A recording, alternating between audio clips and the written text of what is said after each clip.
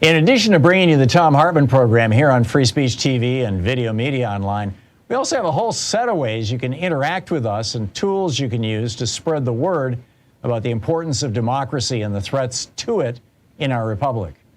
First, there's your daily homework.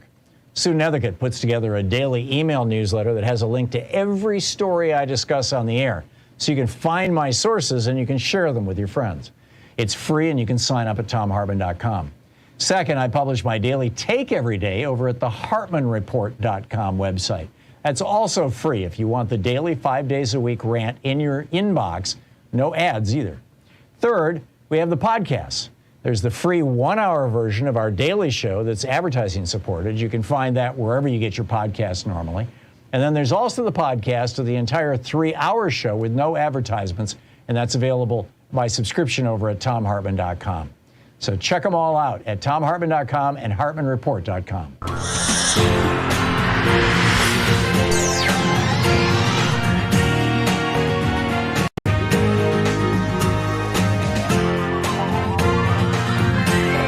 We say fight back!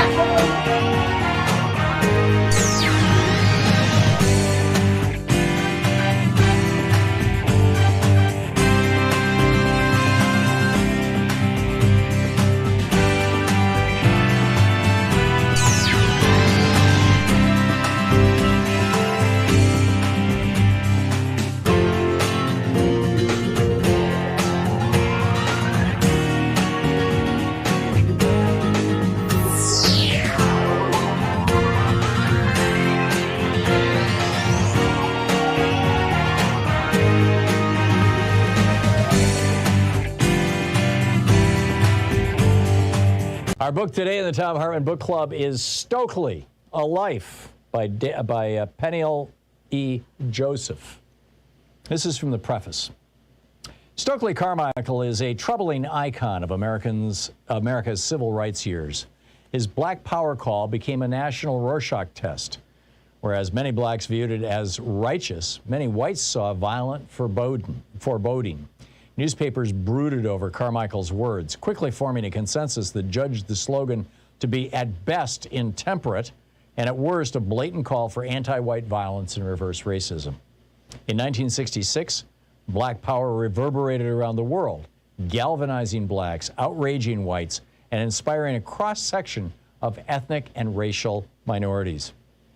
In 1969, Carmichael left the United States for Conakry, Guinea, where he reinvented himself as a roving Pan-Africanist organizer and professional revolutionary. For the next 30 years, he remained an energetic dissident, a throwback to the heady years of the 1960s. Carmichael turned the quest for black political power into his life's work. His faith in a style of politics many considered anachronistic came out of the same tenacity and stubbornness that once made him one of the most effective and controversial activists of his generation. These same qualities, however, limited Carmichael's efforts as a Pan-Africanist political mobilizer. Before leaving America, Stokely resigned as Black Power's glamorous enfant terrible.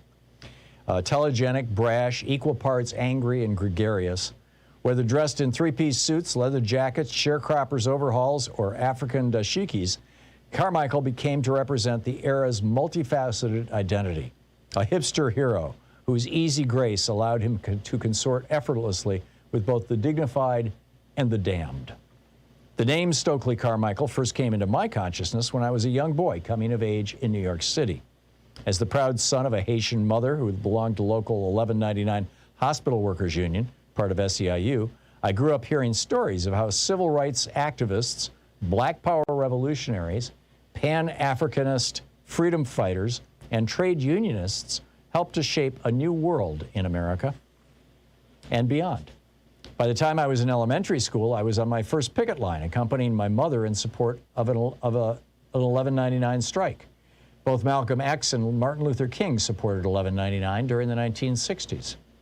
Stokely Carmichael's political importance came into sharper focus when I was in junior high after the premiere of the landmark PBS documentary series Eyes on the Prize, which featured the 24-year-old Carmichael's fiery Black Power speech and rightly characterized Stokely as his generation's heir to Malcolm X.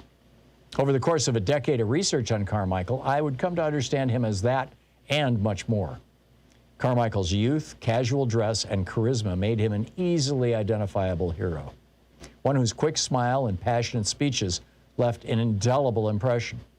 An adopted son of the South by way of Trinidad, the Bronx, and Harlem, Stokely adapted to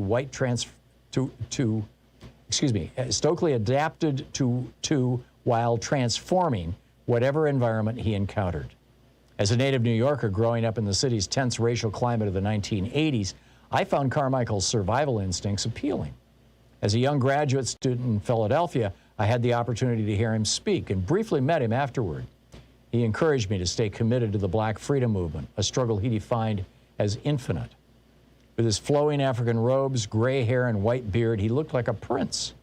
And he had changed his name. He was no longer Stokely Carmichael. As Malcolm Little had become Malcolm X and later El Hajj Malik El Shabazz, Stokely had become Kwame Ture. It was a name that paid homage to his two African heroes, men who had been the first presidents of their countries, Ghana's Kwame Nkrumah and Guinea's Sekou Touré. Kwame Ture spelled the Guinean's name not as the French did, as white Europeans did, but as Arabs and Muslims did. Sekou Touré, S-E-K-U-T-U-R-E. As a college student, Carmichael helped transform America by organizing sit-ins, demonstrations, and voter registrations during the Civil Rights Movement's heroic years, a period that roughly encompasses the decade between the 1954 Brown v. Board Supreme Court decision, desegregation decision, and the 1965 Voting Rights Act, and has become enshrined in public memory through national holidays, films, commemorations, and monuments. Carmichael's deep sense of justice contributed to his evolution into Kwame Ture, the Pan-Africanist revolutionary and anti-capitalist organizer who moved to West Africa and remained tenacious in the face of searing political setbacks. Carmichael ultimately judged America incapable of creating the free and just world he had struggled for as a young man. But despite living in Africa for the final 30 years of his life, Carmichael's legendary stature as a Black power activist lingered even if many ignored his lasting contributions to civil rights struggles that included a bruising quest for the vote in the Deep South. Although today largely forgotten, Stokely Carmichael remains one of the protean figures of the 20th century, a revolutionary who passionately believed in self-defense and armed rebellion, even as he revered nonviolence.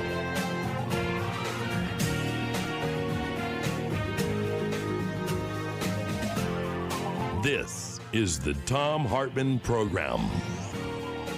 Hey, it's a brand new week, a lot of news. In about an hour and a half, the Attorney General of the United States, Merrick Garland, is going to be holding a press conference about national security.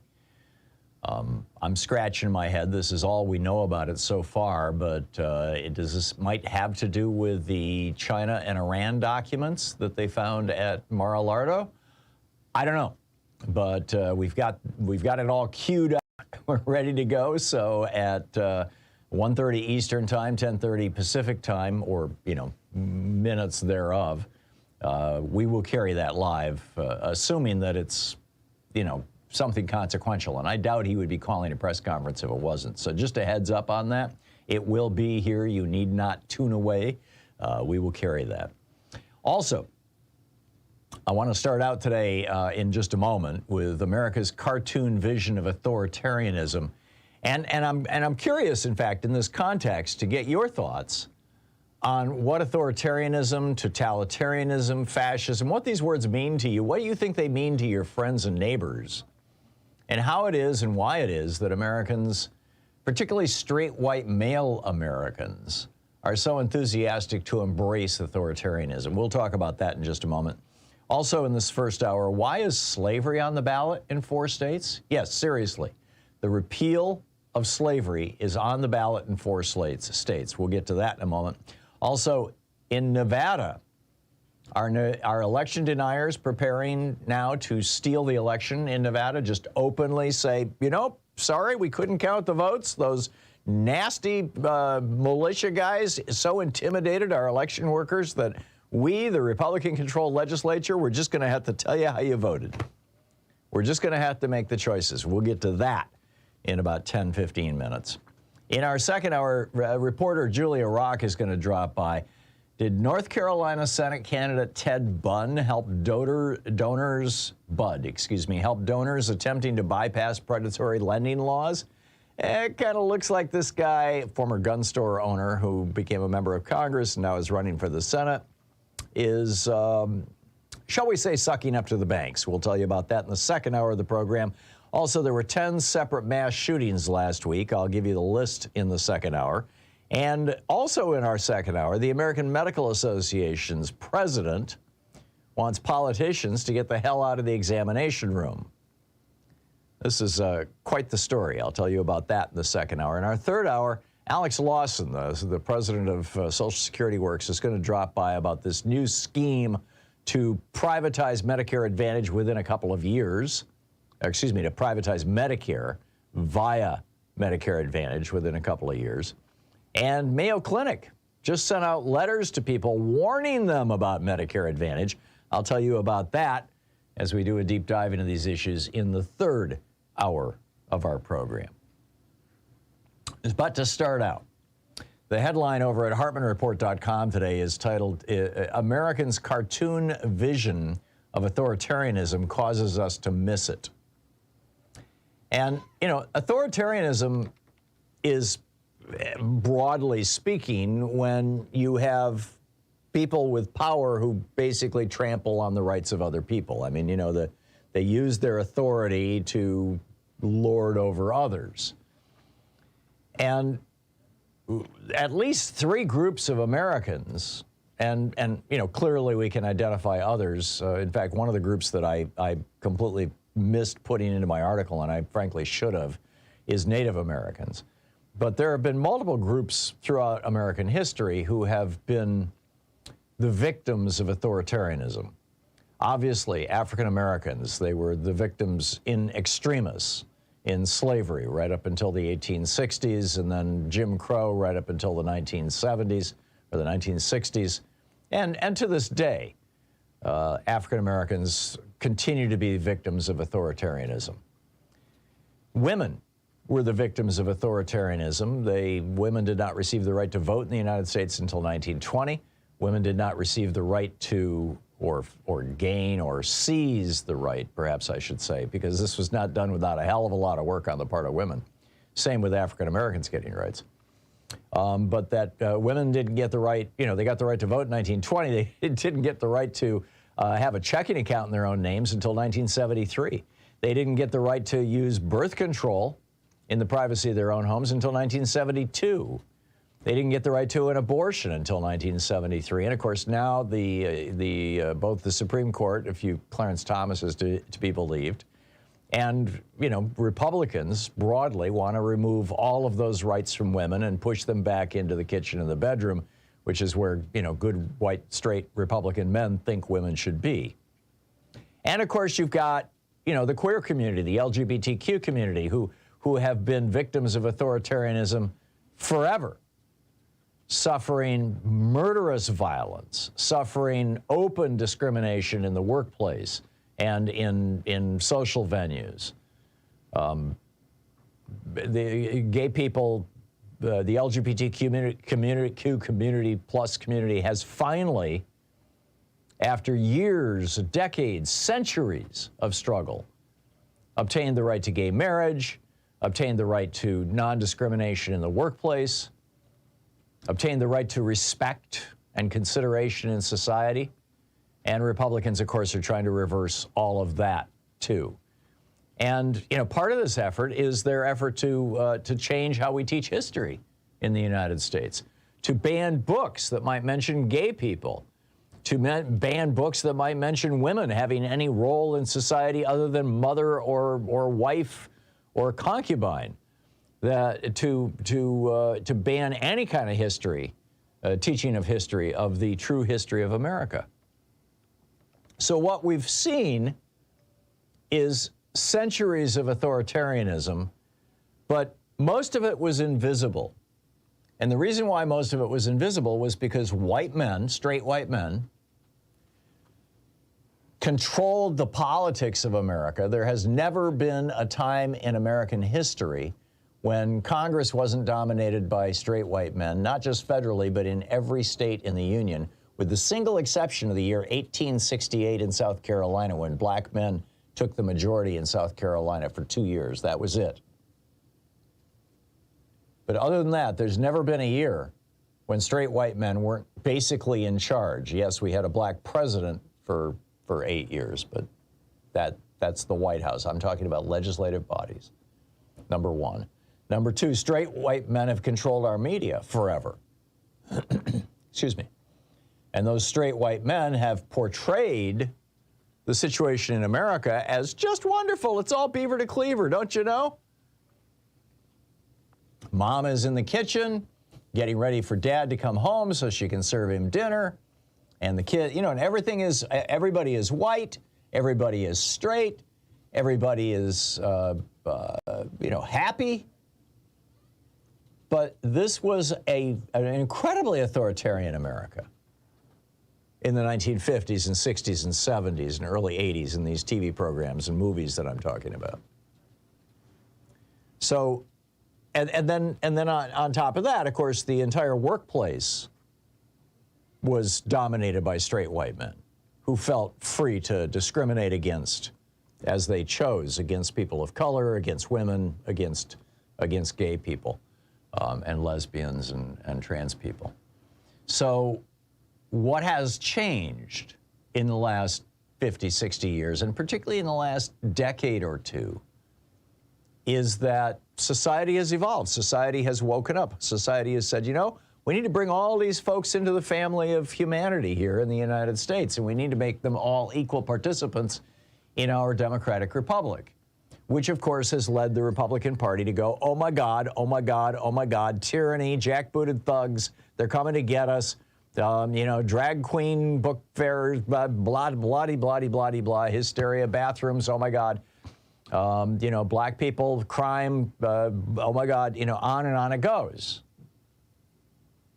And we don't recognize this as authoritarianism because we make the mistake of mixing up authoritarianism with Nazism.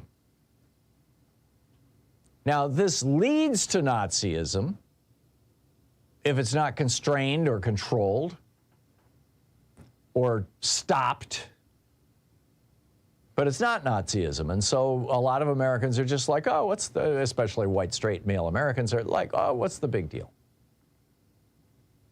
And what I'm saying, and the reason that I wrote this op-ed is to say this is authoritarianism. This rigging of elections, this dark money has now spent $1 billion just on Republican Senate races, according to the Washington Post, in this election cycle. $1 billion. This is why you're seeing the polls change. And that's authoritarianism, too. This is the Thom Hartmann Program. Are you getting this? Are you seeing this? Do you think your friends and neighbors understand what's going on? We'll be right back.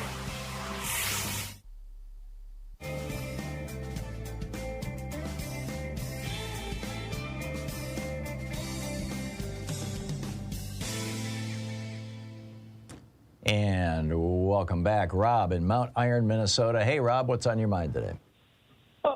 Basically, it's Tom. I'm going to be able to take and go into a Humana, what do you call it, Advantage meeting in a couple days. And the whole thing is where I've talked to people in the past, people that I've known, and the whole thing is where my Medicare card is good. But the whole thing is where once they sign up for Advantage, they don't get to be able to take and use their Medicare card. That's right. Now, does Medicare have anything to do with Advantage? Other than paying the Advantage companies, no. I think you know where I'm going. Well, Medicare Advantage was put into place in 2003 by the George W. Bush administration and Republicans in Congress and a few Democrats. And the whole goal of it was to privatize Medicare over a 10 or 15-year period. And they're on course to do that.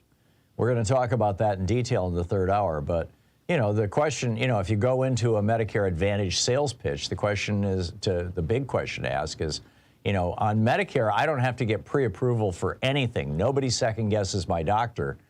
I'm guessing that is not the case with you. I'm going to have to get pre-approval for procedures and for tests and things like that.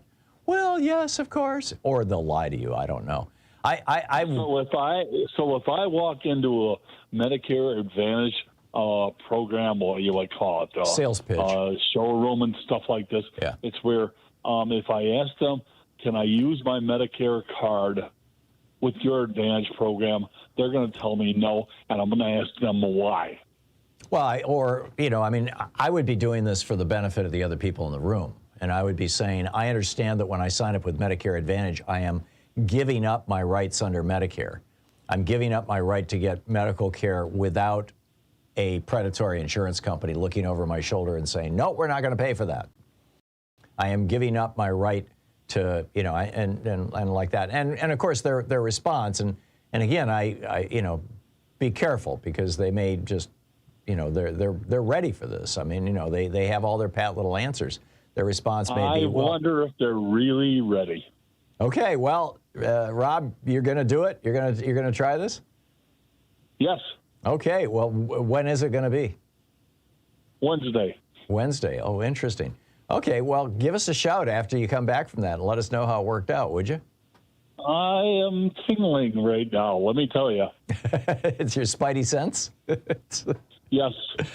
All right. Well, it should be interesting, and that would be, it would be an interesting question to. In fact, I'll just toss it out right now. If anybody has suggestions for what should you say, my doctor's office invited me to come down to the doctor's office and meet with a Medicare Advantage representative in a public meeting. I'm not going to do that. I don't want my doctor to fire me. But, this kind of thing is happening all over the country right now, because these Advantage providers are basically ripping off so much of our taxpayer dollars. Use my Medicare card with an Advantage program, why do they call it Medicare Advantage? Well, bye, Tom. Yeah, thanks a lot, Rob. Good luck. Good luck. Let us know how it works out. 20 minutes past the hour. We'll be right back.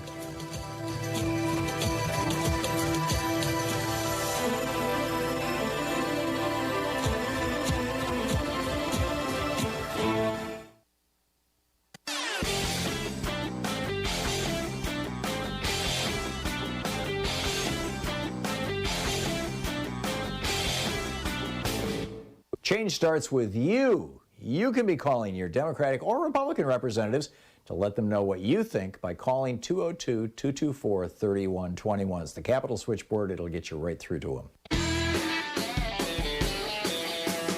Welcome back. 21 minutes past the hour. So when I was in elementary school taking civics in 4th or 5th grade, one of the things I learned was that the 13th Amendment ended slavery in the United States. And I literally was in my 50s when I learned that the 13th Amendment did not end slavery in the United States, that it still explicitly allows slavery in the United States.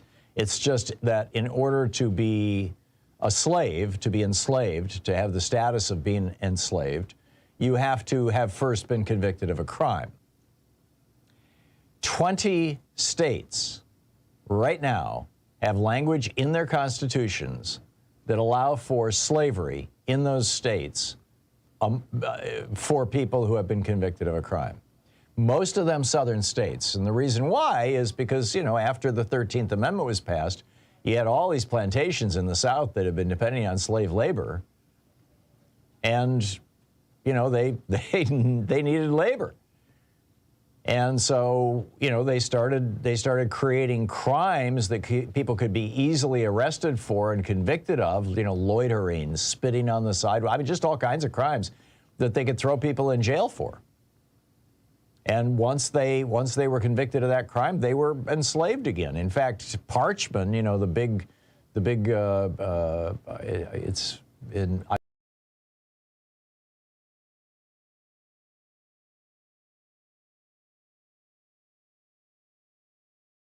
It's still being worked as a plantation.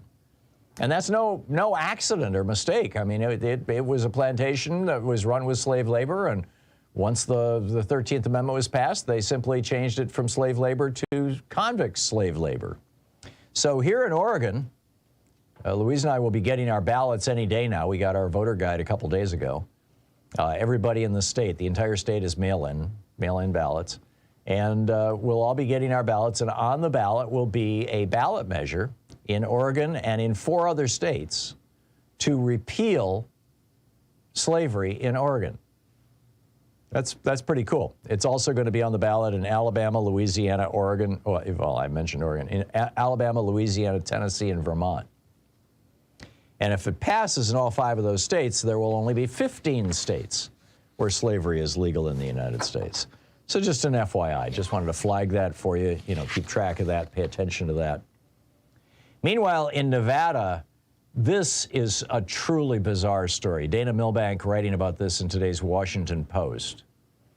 Nevada state law says that, and I'm not sure if it's the law or it's the Constitution, but it is the law in Nevada, says that if an election is so screwed up that nobody can figure out who won, then the state legislature gets to decide who won that election.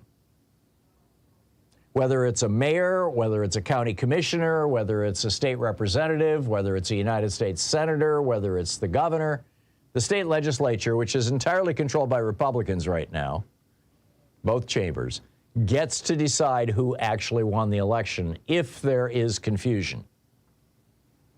And as a result of that, the right-wing militias, these Republican-aligned militias, are harassing election workers to the point that they're quitting in droves.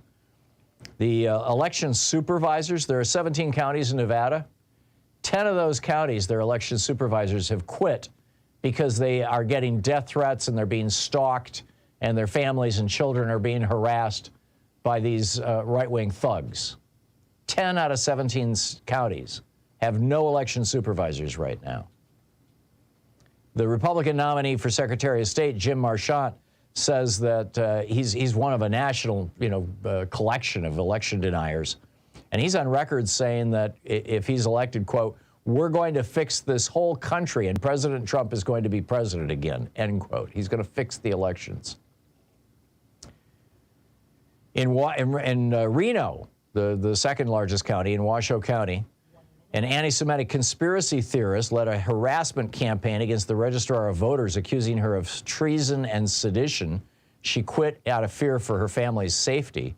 In her absence, the county mailed a sample ballot to voters laced with errors, a missing contest, a missing candidate, contest that didn't belong on the ballot, a misspelling. In Story County, the clerk resigned earlier this year and was replaced by Jim Hindle, vice chair of the Nevada GOP and one of the fake electors that Trump had in his attempt to overthrow the 2020 election. And the biggest concern is that these conspiracy-minded county commissioners, and virtually all of them might simply refuse to certify the results. And if they do, then the election gets thrown to the Nevada legislature, which is controlled by Republicans. And they can say, well, yeah, we may have had a Democratic senator, but we're not going to have any more. We might have had a Democratic member of the House, but that ain't going to happen again. We might have even had some Democrats running counties and cities, but that's not going to happen. This is authoritarianism on parade. Back with your calls, your thoughts, your observations. You're noting the status of authoritarianism, fascism, totalitarianism in America.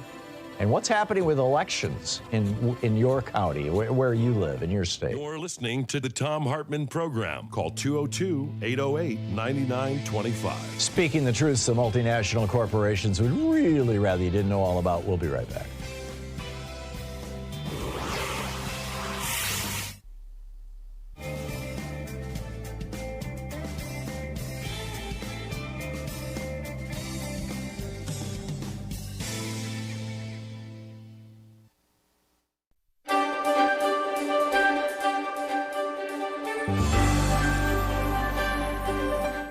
The Thom Hartmann University Book Club today, we're reading from the strip and flip selection, as opposed to election, of 2016, 5 Jim Crows and Electronic Election Theft by Bob Fitrakis and Harvey Wasserman.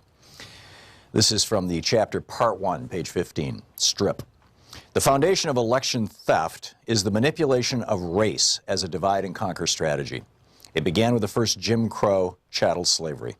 Slavery in various forms has existed since the dawn of time, but in the colonies of British North America and then in the United States, it took on a uniquely virulent incarnation. Chattel slavery was, of course, a horrific, brutal labor system designed primarily in the American South to power a network of plantations that produced cotton, tobacco, indigo, rice, and other hot weather crops that could be grown in large fields. But it had a larger purpose here. Our peculiar institution, how the founders referred to slavery, was meant to divide black laborers from white in a caste system that would guarantee that they would never unite in rebellion. As we'll see, this originated with the infamous Bacon's Rebellion of 1675 in Virginia, in which indentured servants of both races joined forces. Plantation owners vowed to make sure that that never happened again. When the United States became an independent country, plantation owners also vowed to secure political benefits from their slaves. Thus, they wrote into the Constitution the 3/5 clause that gave slave owners additional representation for their slaves, even though those slaves could not vote. That additional vote count guaranteed that every president from Jefferson to Lincoln either owned slaves or his vice president did, and that the Congress was strongly controlled by slave owners right up to the outbreak of the Civil War. After the Civil War, with formal slavery abolished, a Jim Crow system of racial segregation overtook the South. Enforced by the Democratic Party and its Ku Klux Klan terror wing, white landowners updated the realities of slavery to again keep blacks and whites apart. The roots of racism since 1865 has been the treatment of legally freed African Americans as something less than human, guaranteeing all whites a sense of superiority and an economic leg up. When the populist and socialist movements that campaigned most powerfully from the 1880s to the 1920s worked to overcome this separation, they were hammered by the court and electoral systems through a series of stolen elections and twisted race-based legal decisions, and the fusion of the Democratic and Republican parties in the 1917 municipal races in the Northeast. Confirmed by the Supreme Court in the 1890s, this updated Jim Crow caste system again guaranteed that blacks in the South and parts of the North would not be allowed to vote, and that they would be carefully divided from whites by caste as well as class. Since 1970, the primary weapon for suppressing the minority vote has been the third Jim Crow, the drug war. In the tradition of Bacon's Rebellion and the populist socialist upheavals, blacks and whites once again began to unite during the civil rights and anti-war movements of the 1950s and 60s. In response, Richard Nixon's Republican Party invoked the divide and conquer war on drugs. Confronted with the liberalization of the Southern Democratic Party, Nixon feared that black votes might remake America's political map. In Republican eyes, there was only one solution: disenfranchise the African American population, along with young and Latino voters who were leaning strongly to the left. In 1972, Nixon pointedly ignored a powerful report from his own Blue Ribbon Schaefer Commission on drug use and escalated the attack on marijuana and other drugs. In the 45 years since, a staggering 41 million Americans have been arrested for pot or other controlled substances. That's a number of human beings that exceeds the populations of more than 150 other countries worldwide.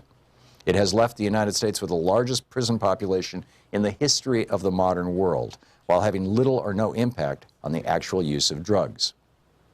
As Michelle Alexander has shown in her landmark book, The New Jim Crow, the majority of those incarcerated have been black and Latino, with a devastating impact on our elections.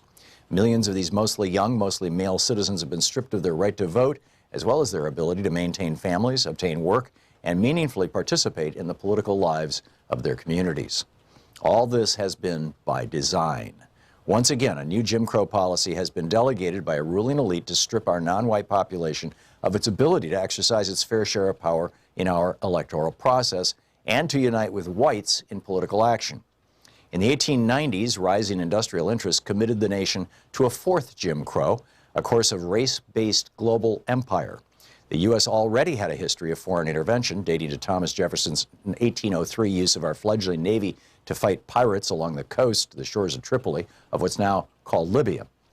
That was followed by the conquest of the North American continent with genocidal warfare used against the indigenous peoples who had lived here for 20,000 years. By the 1890s, when the frontier consumed, America's giant corporations began to expand overseas. They started with Hawaii, a constitutional monarchy, and then pushed into Cuba, Puerto Rico, Guam, the Philippines, and beyond. And in all cases, these interventions involved the white-ruled U.S. interfering with the political systems of non-white countries. In discussing this fourth Jim Crow, we include an extensive, though not complete, list of these interventions. It underscores the reality that our own political system has become an imperial juggernaut, with the inevitable blowback bound to obliterate any residual pretense to real democracy at home. Generally, there's been an attempt to portray these interventions as benign, meant to bring democracy, progress, and the Christian faith to third world nations. In fact, they've been largely economic in purpose, a dollar democracy to grab other people's resources. The strip and flip selection of 2016 by Bob Petrakis and Harvey Lawson.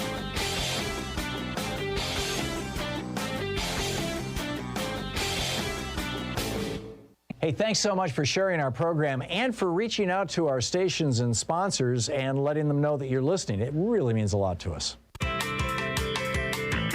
Welcome back. 34 minutes past the hour. Amazing story over at the Wall Street Journal right now about how the dictator of Saudi Arabia, Mohammed bin Salman,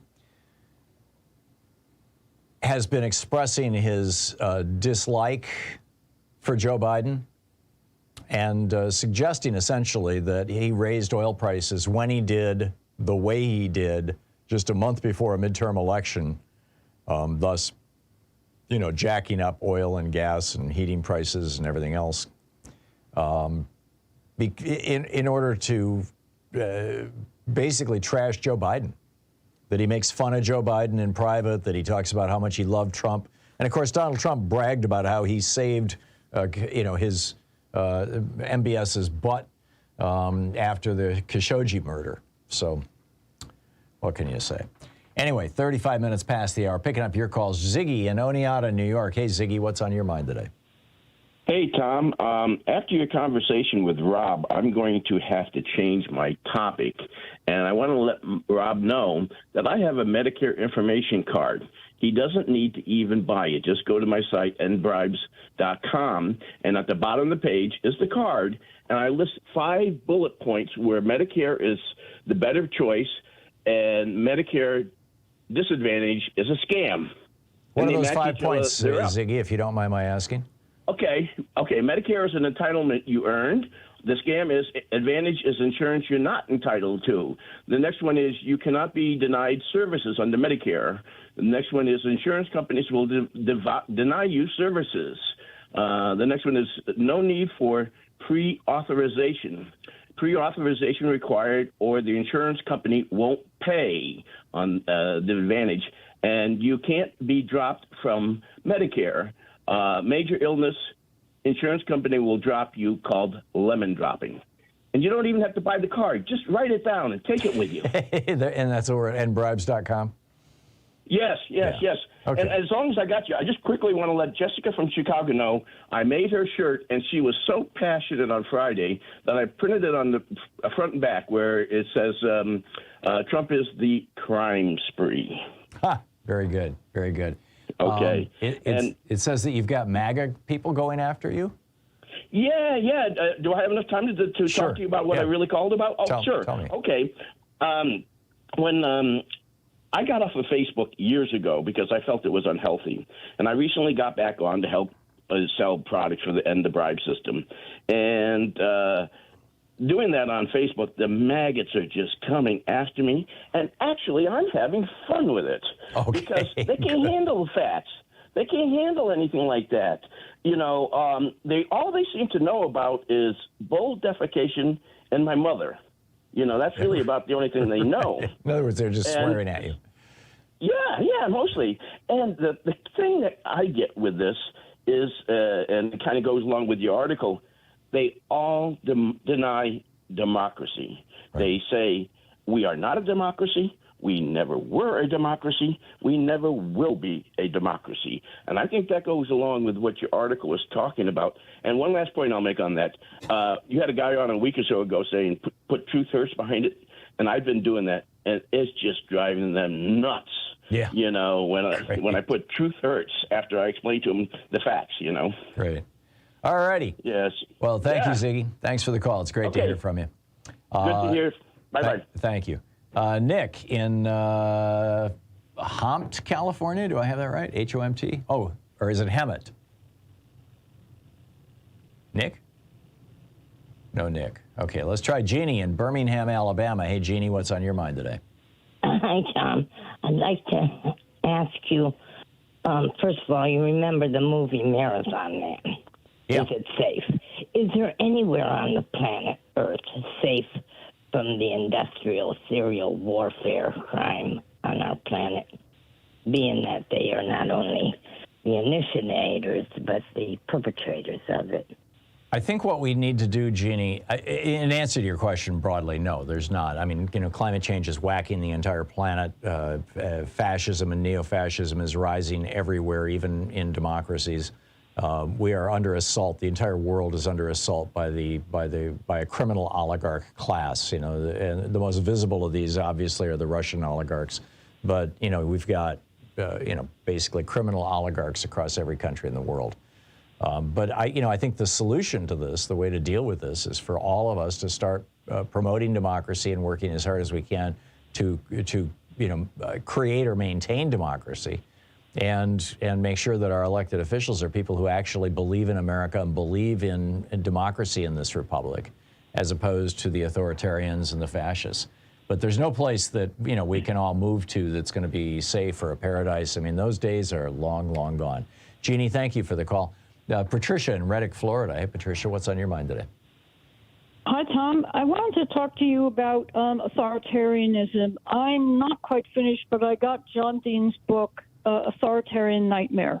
And I just want to suggest that he might be an excellent person to have on and to interview, because the first 4 chapters of the book deal with the whole phenomena of authoritarianism, not just in a character like Trump, but the followers.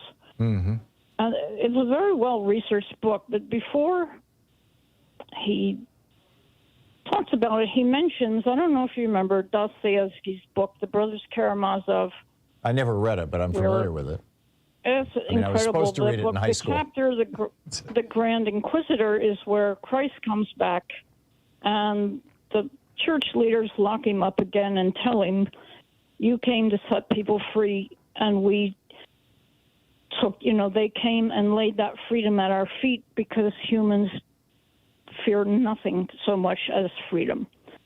And if you substitute politics for that religious structure, it's like Mr. Dean says, it's just exactly what we're living through, where a certain segment of our population has come and handed over their rights. They've handed over their freedom to a madman. Yeah, I get it. I totally get it. And Dean, I mean, he wrote a book earlier, which we had him on. He's been on this program probably a dozen times. But he wrote this book, Conservatives Without a Conscience, maybe a decade ago. And, based on Robert Altman's work. Robert Altman wrote a book called The Authoritarians, which is kind of the definitive book on authoritarian leaders and authoritarian followers. And it got John Dean. John Dean read that and said, "Holy cow, that's my Republican Party." And so he's now written 2 books on it. So thanks for the heads up on that, Patricia. I have to hand it to him, because it's an extremely valuable book, I feel. And anyway, that's all I want to say. It's really, the first 4 chapters are a little bit tough for me to get through, but I did, and it's just a worthwhile read. Okay, I will check it out. All right, Patricia, Tom. thank you very much. Thanks for the heads up. I appreciate it. Tony in Atlanta, Georgia. Hey, Tony, what's on your mind today? Hey, Tom, how you doing? Good. What's up? Good. Okay, well, I just want to make 2 points. Well, for one, America has shown to this point that it will not treat the blacks or the slaves with any justice, and it seems like they would rather kill first, because any type of program that you even attempt to set up, oh, man, it goes crazy. Or the gays or the women, frankly, Tony. Blacks take the worst of it. Yeah, but, I don't want to mix a class of people with a race of people. Blacks is a race. This is a race. So when you gays, under those classes, though. But I'm talking about I'm race. saying, Tony, that all three groups are born that way. And if you're born that way, it ain't your fault. And when society decides to crap on you because of how you're born, it is wrong. So will America, you think it will implode before it actually lives up to what you wrote down? I think there's a real good chance that if the Republicans take the House and Senate, and if they take a couple more states in this election cycle, and like I said earlier, I mean, billionaires have already poured over $1 billion just into the Senate race. And there's only, 15 or 20 Republican senators running right now. All bets are off. I mean, this is massive amounts of money, Tony. How can it be so close when the Republicans have no agenda? Oh, my God. So are we just dealing with race now? Because they have no agenda. Well, so why would anybody vote? It's like the Latino community, I heard they want to vote for them. So, I mean, God. Well, the Republican message to the Latino community is, you're more like white people than like black people, so join us in being afraid of or in trashing black people.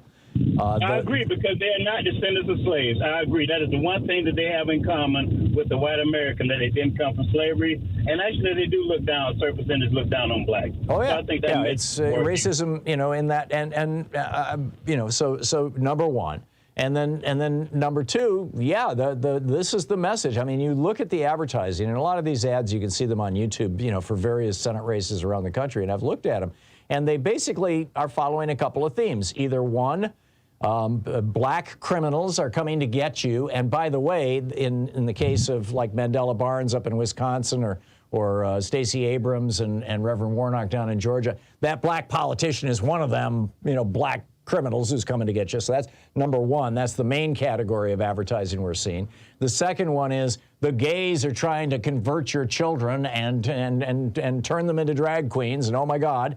And so they're all over that. And then the one area that Republicans aren't talking about much is abortion. The whole issue with women.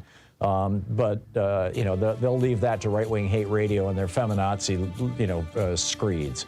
Tony, I got to run, but thank you for the call. I get it. I totally get it. And like I said, straight white men have been running this country forever, literally from the beginning. And now that we're starting to have some significant diversity in power, in business, in education, in politics, all hell is breaking loose on the right. You're listening to Thom Hartmann. Visit ThomHartmann.com for audio and video archives. Not to mention the fact that people are talking about raising taxes on rich people. Oh, my God, that's good for another $1 billion being thrown into our election.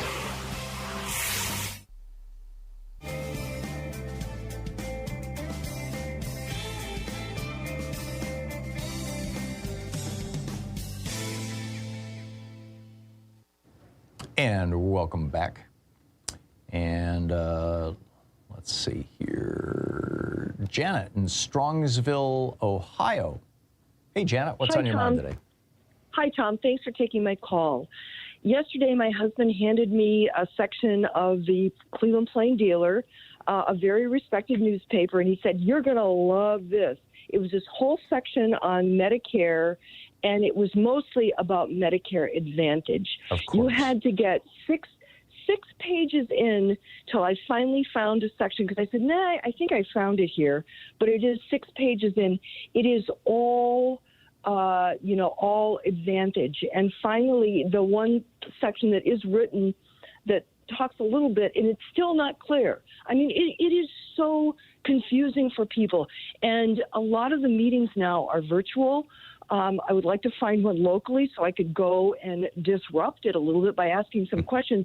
But I tell you, when my husband and I were trying to, and it was truly by listening to you and listening to Alex Lawson, it's like I said, we need to switch over to just regular Medicare.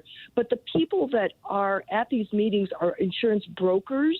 Many times, sometimes they actually run independent, little insurance companies.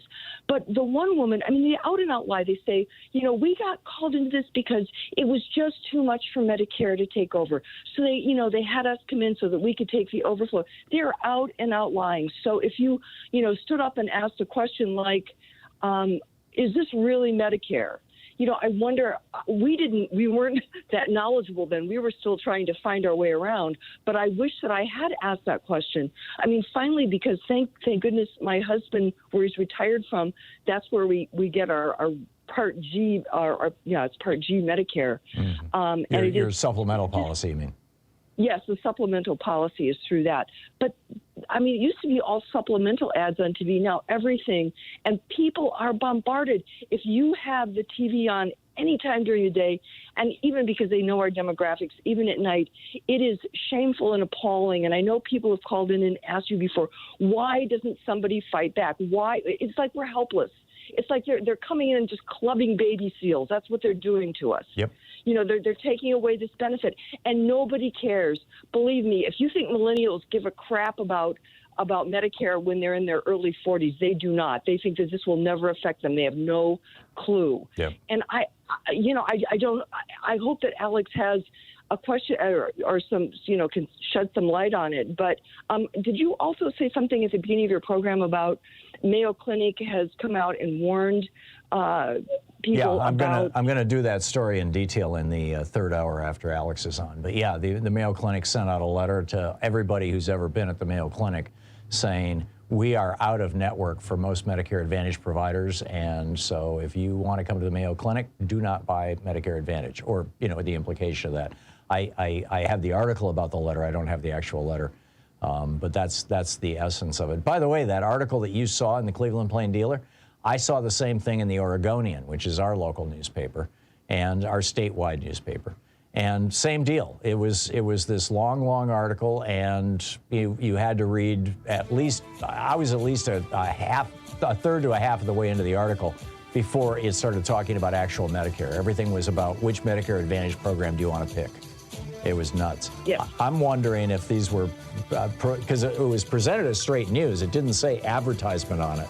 And I'm wondering if if these were presented by pharma or by the big Medicare consortium. Janet, I got to run. Thank you.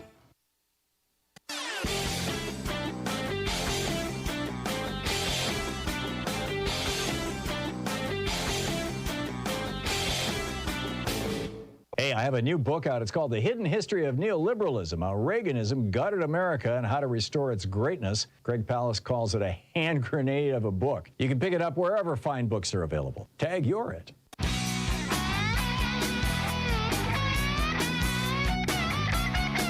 And welcome back. Picking up your phone calls here. Jim in Austin, Texas. Hey, Jim, what's on your mind today? Well, Medicare Advantage. You had a caller that said he was going to be going to a Medicare Advantage. His clinic was scheduling in a few days. I have one in 2 hours. Oh, my. Good luck. And, I have some familiarity with this area. I'm trying to figure out how best to handle. Unfortunately, one thing I do want to ask you here, you had a caller, I think his name was Ziggy, and he referred to a card he makes. It sounded like M Bribes, but I could never find it. END-bribes.com. End Bribes. Right. Okay, He's trying to get money out of politics. EndBribes.com. Yeah.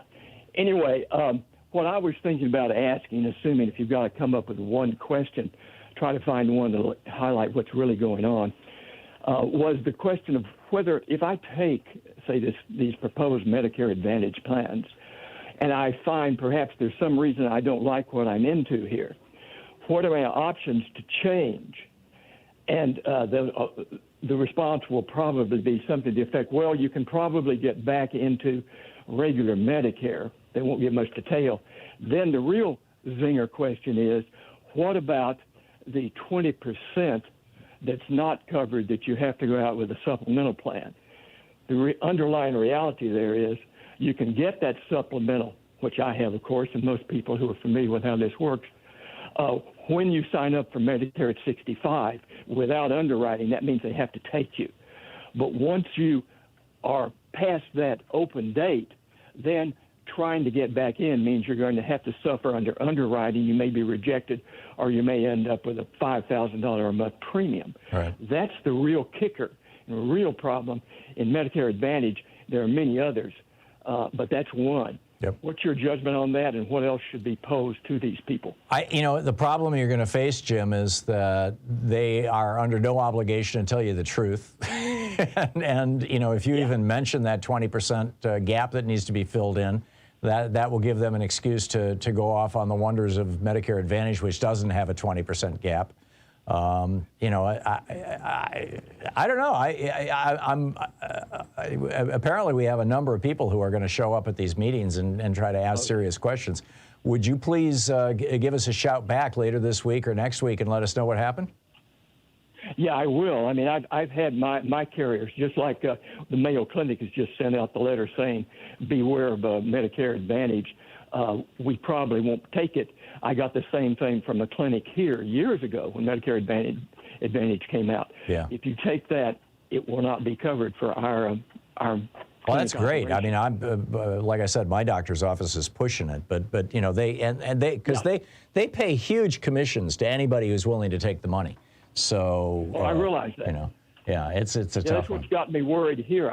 I go back, decades with this clinic. In fact, back in their predecessor, I was able to run one of their doctors. I'm a lawyer. One of their doctors through the medical board to get her license very quickly because she came down from New York. So I had a good, decades-long relationship with this clinic.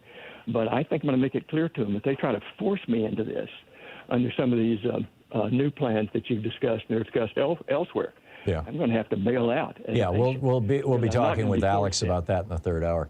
Jim, good luck. Unfortunately, the third hour, I believe, is when I think my meeting starts. That's when your meeting starts. Okay. Well, let's see. It'll live on YouTube. Yeah. You'll be able to find it over on YouTube. But B, give us a call and let us know. Okay. Jim, I got to move along, but thank you for the call. Dr. Robert on Bainbridge Island, Washington. Hey, Dr. Robert, what's on your mind today? Well, for a change of pace, I'm not dealing with epidemiology today, Tom. Our island has a little senior center on it that has a representative of the Washington State Insurance Commission that comes to talk about Medicare. And we attended this meeting several Fridays ago, and were very surprised to hear that this employee of the state government actually advocated Medicare Advantage as Medicare, even though we said several times, well, aren't they all private insurance companies? She said, no, they're all Medicare. And she handed out a list of all the leading companies, including the ones that are being sued. And I said, well, aren't many of these companies being sued for fraudulent practices? And she said, not that I know of. And I can't tell you otherwise. Here's the list of companies that we are authorized to put out. So I persisted, and she finally gave me a website or a link to the state insurance commissioner's office to complain about this. But it was very difficult, and the confusion in this group of people was massive. Many of them had never heard anything about that issue. Right. So it's well, and that's the whole point. They sell these via confusion. Well, I want to say, though, that it's beyond the companies having carte blanche to advertise this in any way they want. Right. This is actually the state government. Yeah, this is called regulatory capture, and this is what you're seeing all over the United States. And I think we're seeing it with the Center for Medicare Services as well. Well, it's absolutely outrageous to have the state government working for those companies, basically, and they wouldn't admit it. And both of the representatives there really were stressed when they got any questions about this. They knew what they were doing, it appeared. Oh, really? They knew that they were lying? Yes. Whoa. Yes, when I pressed one of them in private, she said, well, there's so many lawsuits in the health insurance business that it's hard to keep track of them. And you didn't, oh, wow, yeah. And this was a major front-page New York Times story a week ago Sunday, I know. Well, that's what surprised me. Our island supposedly thinks of itself as progressive, but very few people knew that. And the first company was Cigna, which is, seriously involved in fraud. Oh, yeah. Amazing. Dr. Robert, thank you. Thanks for the heads up. I see we also have a bunch of callers who want to talk about authoritarianism as well. We'll get to that also in just a few moments. Stick around. Julia Rock is going to be with us in just a moment, though. This is going to be fascinating. You're listening to Thom Hartmann. In addition to bringing you the Thom Hartmann Program here on Free Speech TV and Video Media Online, we also have a whole set of ways you can interact with us and tools you can use to spread the word about the importance of democracy and the threats to it in our republic. First, there's your daily homework. Sue Nethercutt puts together a daily email newsletter that has a link to every story I discuss on the air, so you can find my sources and you can share them with your friends. It's free and you can sign up at thomhartmann.com. Second, I publish my daily take every day over at the hartmannreport.com website. That's also free if you want the daily 5 days a week rant in your inbox. No ads either. Third, we have the podcasts. There's the free 1-hour version of our daily show that's advertising supported. You can find that wherever you get your podcasts normally. And then there's also the podcast of the entire 3-hour show with no advertisements, and that's available by subscription over at thomhartmann.com. So check them all out at thomhartmann.com and hartmannreport.com.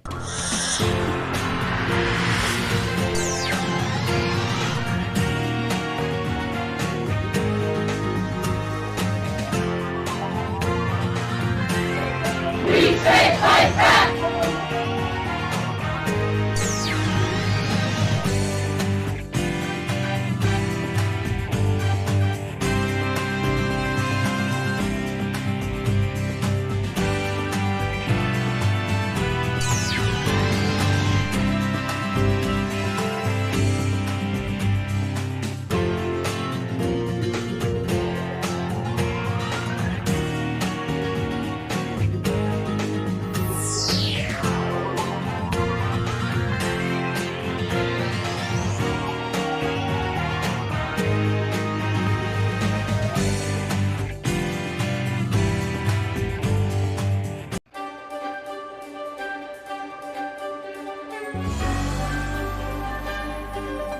Our book today in the Thom Hartmann Book Club is Defying Hitler by Sebastian Haffner, a memoir.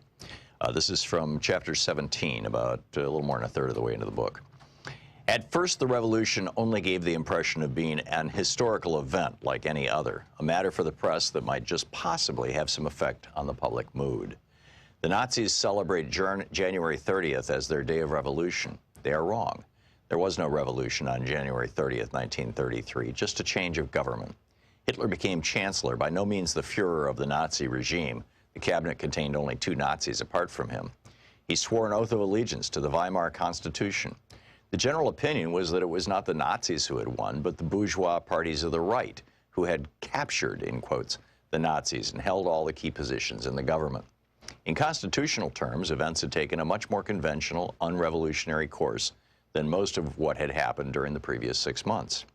Outwardly also, the day had no revolutionary aspects, unless one considers a Nazi torchlight procession through Wilhelmstrasse or a minor gunfight in the suburbs that night as signs of a revolution. For most of us outsiders, the experience of January 30th, 1933 was that of reading the papers and the emotions we felt while we were doing so. The morning headline was, "Hitler called to president." That produced a certain nervous, impotent irritation. Hitler had been called to the president in August and November. He had been offered the vice-chancellorship and then the chancellorship.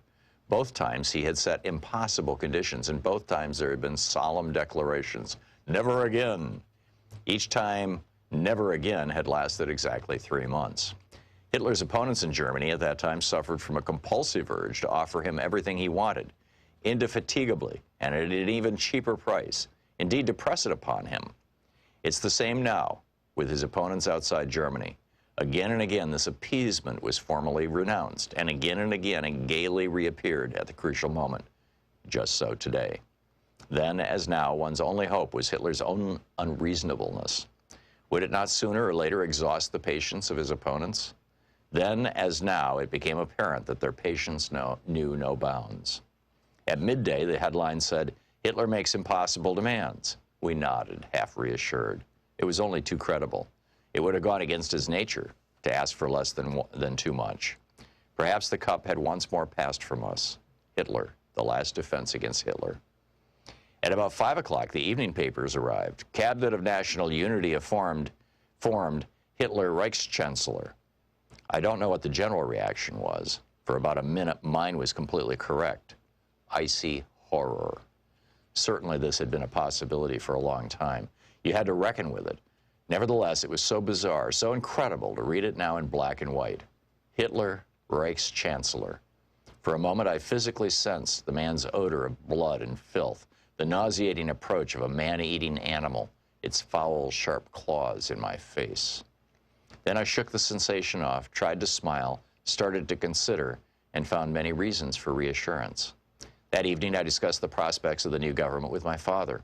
We agreed it had a good chance of doing a lot of damage, but not much chance of surviving very long. A deeply reactionary government with Hitler as its mouthpiece. Apart from this, it did not really differ much from the two governments that had succeeded Bruning's. Even with the Nazis, it would not have a majority in the Reichstag.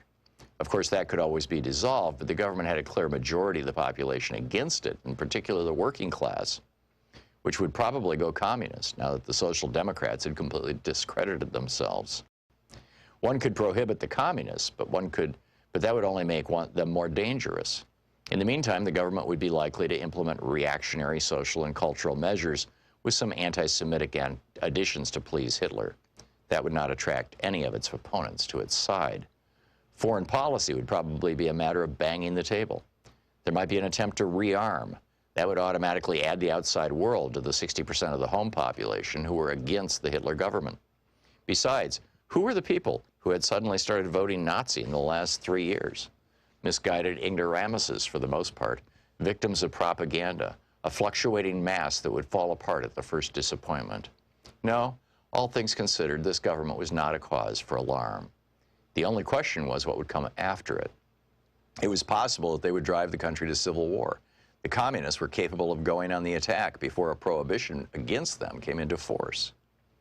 The next day, this turned out to be the general opinion of the intelligent press. It is curious how plausible an argument it is, even today, when we know what came next. How could things turn out so completely different? Perhaps it was just because we were all so certain that they could not do so, and relied on that with far too much confidence. So we neglected to consider that it might, if worse came to worse, be necessary to prevent the disaster from happening. Through the whole of February 1933, everything that happened remained a matter for the press. In other words, it took place in an arena that would lose all reality for 99% of the population the moment there were no newspapers. Admittedly, enough occurred in that arena. The Reichstag was dissolved. Then, in a flagrant breach of the Constitution, Hindenburg also dissolved the Prussian regional parliament. There were fast and furious changes of personnel in the civil service. The book defined Hitler.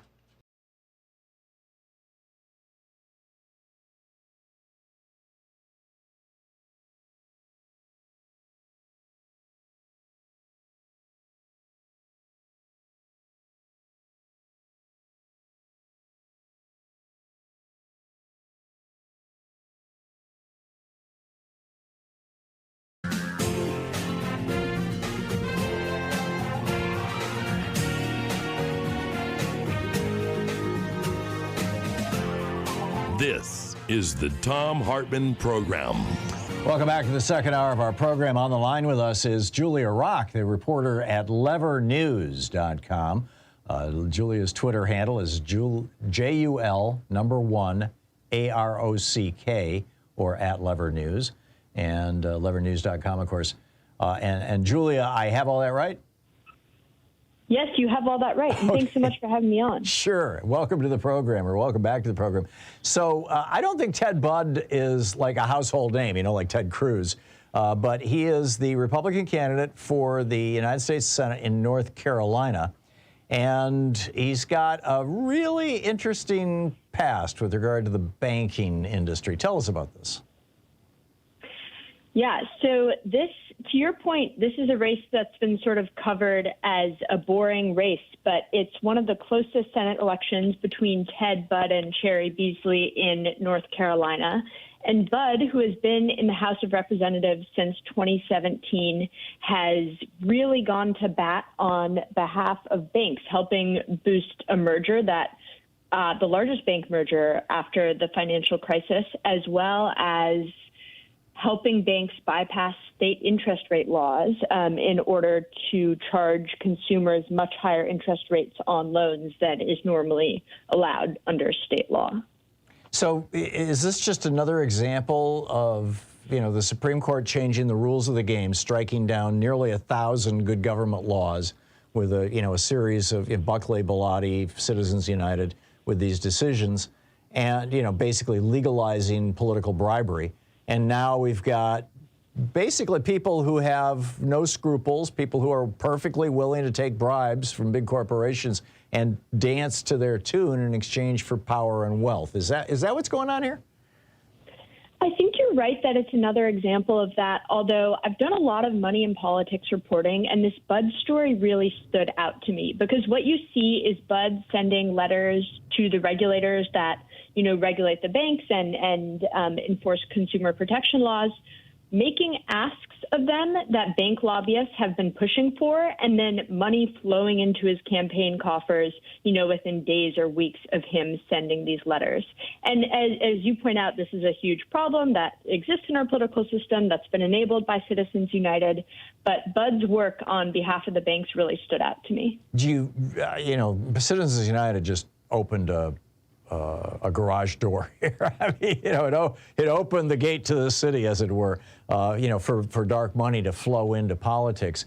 But given that, there are still some restrictions, and there still are bribery laws, arguably. Is anything that Ted Budd has done cross that line, in your opinion, or is he operating within the constraints of Citizens United?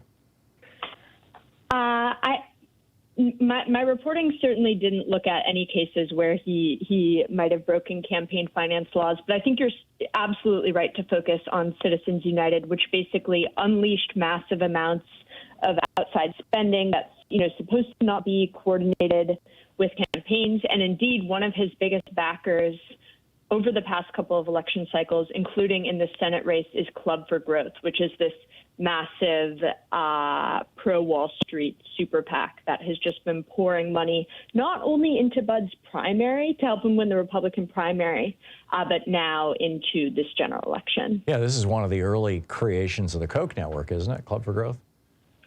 Yes, it is. Yeah. So how is Ted Budd's campaign dealing with this? Are he or Sherry Beasley talking about this? Or is he just running the normal ads of, Democrats evil, they want to drink children's blood, vote for me, or whatever? It's exactly the latter that you just described. And in fact, Club for Growth, which, as you point out, is this Koch-affiliated, anti-regulation, anti-government group, is running attack ads against his opponent for an issue that's just completely unrelated to any economic issue. Most of what's, been discussed on the campaign trail has been, important issues like abortion, which, Bud has opposed abortion rights, and Bud voted to overturn the results of the 2020 election, which are indeed important issues. But his work, on behalf of the banks and the financial industry hasn't really come up, even though that is the industry that has really been helping to bankroll his campaign.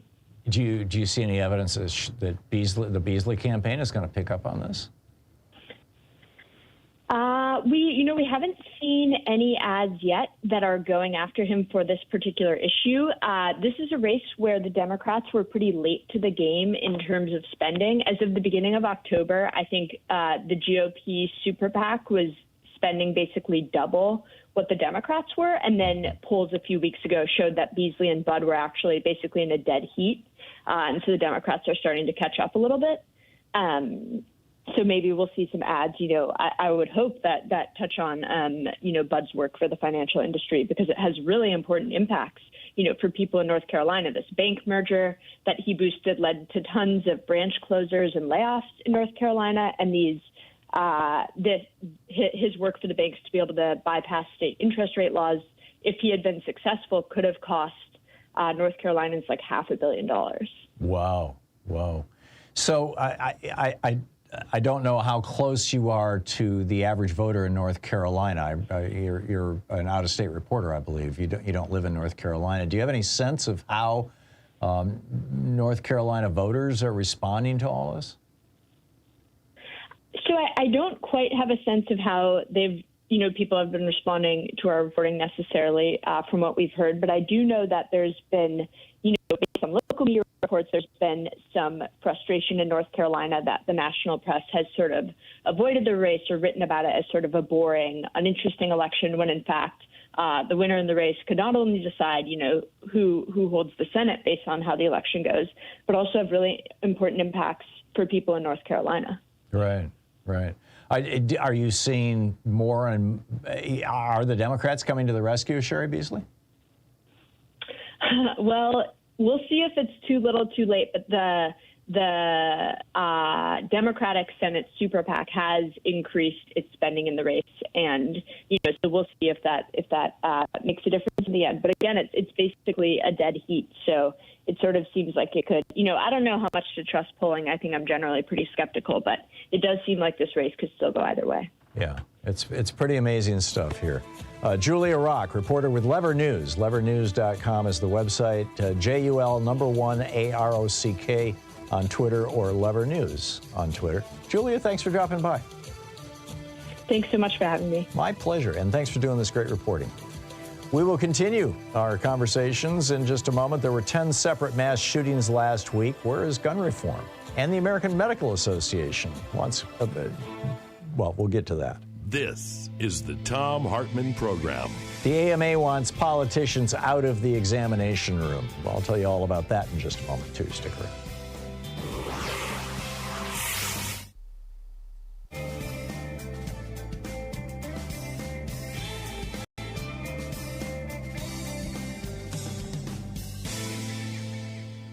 And welcome back. And let's see here. Dave in Federal Way, Washington. Hey, Dave, what's on your mind today? Hey, Tom, I wanted to talk about authoritarianism. And actually, I have some good news, but I don't really have time for it because I kind of feel an obligation to warn, okay? Because so it's all pretty much going to be bad. But do you remember originally when Russia invaded Ukraine? They had an information op saying that they were going after the Nazis, neo-Nazis in the Ukraine. Right. Now, that was already, and everybody kind of bought off on the Azov Brigade being Nazi-like. I mean, even some liberals. And the thing is they left out the fact that there are a lot of neo-Nazis in Russia itself, not in America, all over the place. Well, Republicans in this country kind of bought off on that propaganda. Now you have Sergei Shoigu that is warning that that Ukraine is planning a dirty bomb. If it wasn't for the good fortune of having Joe Biden in there, these Republicans would be all over that. They would believe that. Mm-hmm. And the thing is and another thing is this erratic behavior by Elon Musk. I think that's tied to, I don't know if you've ever heard of high-assay, low-enriched uranium in these micro-nuclear reactors. One is called TerraPower. It's out of Bellevue. Well, that holds a lot of promise for a guy like Elon Musk and the access to power. And you remember, so basically you have these corporate guys that aren't that different than Fritz Thyssen. Fritz Thyssen said he would never associate with Hitler. But he said he had to because he had German employees he had to take care of as a corporate master, right, or a corporate captain. The thing is and there was a caller that condemned you for saying there were white supremacists in the United States military. I spent 25 years on.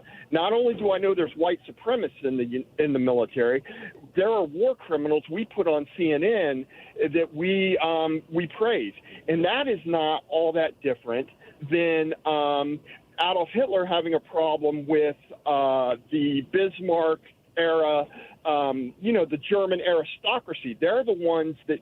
So how did Hitler get the German aristocracies in the Wehrmacht? He bribed them the old-fashioned way. Okay, he bribed them. And it was Fritz Thyssen, by the way, who recommended to Hindenburg that he appoint Hitler as chancellor. It was Thyssen who organized that, and it was Thyssen who raised the first 3 million Reichsmarks to fund Hitler's campaign in 1933 when he stood for election. Well, there was an Australian guy. He was not a general, okay, but he was on CNN as a military expert, and he's pretty smart. He said that if Russia chooses to use any sort of nuclear weapon, we will attack in the breadth and depth of Russian defenses. Now, what he is basically saying there in a fancy way is shock and awe. Now, these guys that are retired, that, like I said, I know they're war criminals. They will be advisors. I mean, they already went green to gray, all right? And these guys will advise, and I don't think Sergei Shoigu is prepared for it. I think Russia has been practicing to nuke NATO since 1999. Not the Ukrainians, but NATO. Yeah, no, I get it, and don't disagree, Dave. These are serious times. There was a fascinating piece in, I believe it was the Financial Times this morning, too, about how World War III with China is a very real possibility. We'll be right back.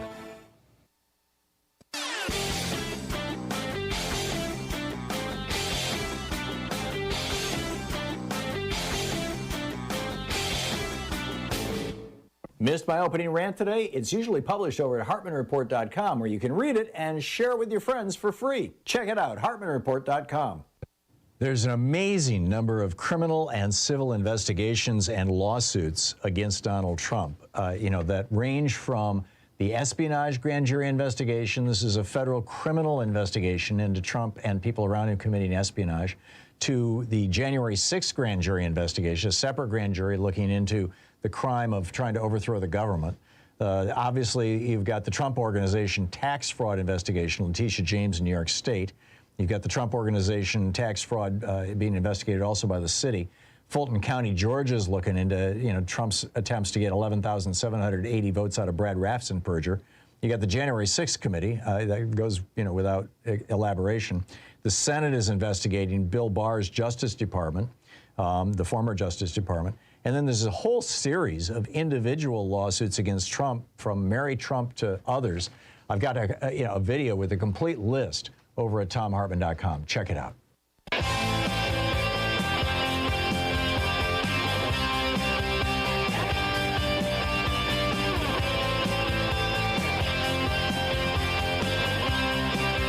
19 minutes past the hour, and a couple of things I wanted to share with you. The American Medical Association has finally come out and said no. Dr. Jack Resnick, the president of the American Medical Association, said that he was talking about these abortion bans around the country. Here's his exact quote. He said, "This is really creating this danger. Stories like the one you told about patients who are having complications from pregnancy, an ectopic pregnancy, a miscarriage that leads to a bloodstream infection or to hemorrhage, are finding themselves sitting with doctors in emergency rooms, departments, having discussions like, well, we have to call the attorneys now because your chance of death or losing a kidney might be 20%. And under state law, we don't know if it qualifies us to intervene at this point." End quote. He also goes on to point out that the rate of serious complications for pregnant women, infections in the intensive care unit, are far higher in Texas compared to states that do not have similar bans. They're literally putting women's lives at risk. And Texas is now, not publishing their maternal mortality and morbidity statistics. They're going to wait until after the election to post these numbers showing that women are actually dying in Texas because of these abortion bans. Meanwhile, on the Medicare Advantage front, the Mayo Clinic just sent out letters to all of their eligible Medicare beneficiaries who have used the services of the Mayo Clinic in the last few years in either Arizona or Florida. in the last 3 years, saying that they are, quote, out of network with most Medicare Advantage plans. The letter sent to beneficiaries said, this is from Cheryl Clark over at medpagetoday.com. The letter sent to Florida beneficiaries said, quote, marketing for Medicare Advantage plans may indicate that you can be seen at any facility that accepts Medicare. However, Mayo Clinic in Florida is out of network on these plans. The letter also advises recipients that the Mayo Clinic, quote, will not schedule appointments for patients with out-of-state Medicare Advantage plans. So they're just coming right out and saying, don't even bother. Don't even bother. In February, according to a story in the Star Tribune in Minnesota, Mayo had stopped scheduling out-of-network Medicare Advantage patients enrolled in United Healthcare plans. Quote, seniors in United Healthcare plans are among those no longer getting clinic appointments due to capacity concerns, the story said. But the change also hints at a financial dispute over payment rates between Mayo and United Healthcare, the insurance giant based in Minnesota. Nobody's sure exactly why Mayo Clinic is warning people about this and why they're refusing to take money from these Medicare Advantage programs. But in all probability, it's the experience that I heard from my surgeon, which, who breathed a huge sigh of relief when I said I have real Medicare instead of Medicare Advantage. And he was like, oh, thank God. We don't have to get all these pre-approvals. We don't have to get pre-approval for the MRI. We don't have to get pre-approval for the surgery. We don't have to make sure that the anesthesiologist is in the network so you don't get hit with a $10,000 bill when you're all done with your surgery. Quack, quack, quack, quack, quack. This is where we're at. This is absolutely where we're at. So, all that said, let's pick up some of your phone calls here. Michelle in Denver, Colorado. Hey, Michelle, what's on your mind today? Yeah, I'm a little scared at this point that there's this many crazy people that can just disregard our tradition, our history, our constitutions, the rule of law. Are you talking about like in Nevada where they're shutting down election places or they're getting election workers to quit? Everything. I'm talking about from believing Donald Trump to voting for people who are conspiracy. And what are we going to do when that happens? Because I'm an African-American woman and they don't want us here. Yeah. They literally are pissed off because we had a black president. Yep. That was a big start of this. So what are we supposed to do? Because we keep protecting this country and this country refuses to protect us. Literally, we keep fighting. We die for this country. We serve in this country. We vote our butts off, and it doesn't get us any more protection. I get it. So what do we do? Michelle, the right-wing billionaires and the largest corporations in America, who are now the main funders of our elections, are making a bet. They're making the same bet that Fritz Tyson made in 1933 when the owner of Tyson Steelworks in Germany in 1933, when he personally convinced President Hindenburg, to make Adolf Hitler the chancellor and personally raised the first 3 million Reichmarks to put Adolf Hitler on the ballot in the election of 33, or maybe it was 34. And that bet, and Tyson wrote a book about it called I Paid Hitler, and that bet was that they'll stop being crazy and they'll just start working with us rich people to just maintain a nice, stable oligarchy once we make sure that they've got all the power they need and it's no longer a struggle between them and the socialists and the unionists and all that kind of stuff. It was a bet, obviously, that Tyson lost.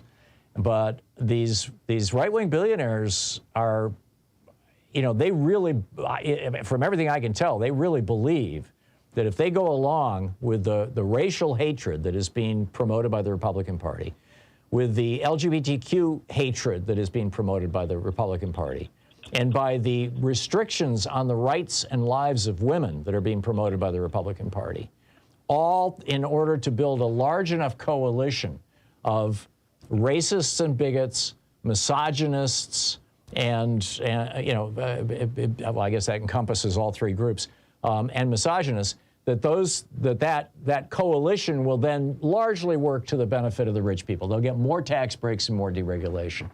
I think it's a very dangerous bet. I think if they win, it's going to blow up in all of our faces, and we will know this in the next, few months to 3 years. And, and frankly, I think that it'll crash and burn if that's what happens, and we will recover from this, but it's going to get really, really ugly in the meantime. But we've just got to defeat these people at the polls in every single way we can, Michelle. We can't give up now. We can't allow ourselves to slip into despair. We have to show up. We need to get everybody we know and everybody we can to the polls. Michelle, thank you for the call. I'm so sorry that this is the situation we're dealing with. Program. Call 202-808-9925. But it is the situation we're dealing with. We'll see if Merrick Garland starts his press conference in the next few minutes. We will be carrying it live. Stick around.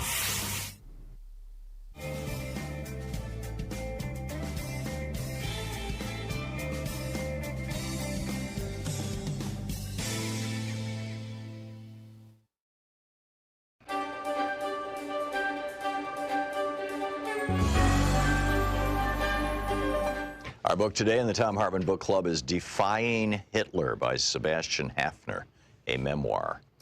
This is from chapter 17, about a little more than a third of the way into the book. At first, the revolution only gave the impression of being an historical event like any other, a matter for the press that might just possibly have some effect on the public mood. The Nazis celebrate January 30th as their day of revolution. They are wrong. There was no revolution on January 30th, 1933, just a change of government. Hitler became chancellor, by no means the Führer of the Nazi regime. The cabinet contained only 2 Nazis apart from him. He swore an oath of allegiance to the Weimar Constitution.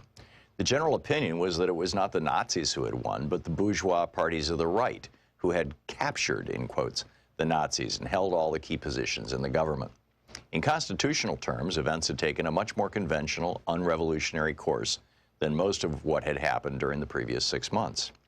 Outwardly also, the day had no revolutionary aspects, unless one considers a Nazi torchlight procession through Wilhelmstrasse or a minor gunfight in the suburbs that night as signs of a revolution. For most of us outsiders, the experience of January 30th, 1933 was that of reading the papers and the emotions we felt while we were doing so. The morning headline was, "Hitler called to president." That produced a certain nervous, impotent irritation. Hitler had been called to the president in August and November. He had been offered the vice-chancellorship and then the chancellorship.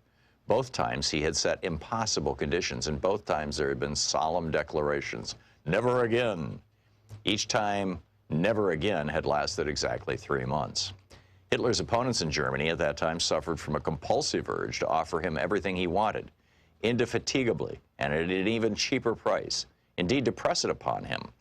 It's the same now with his opponents outside Germany.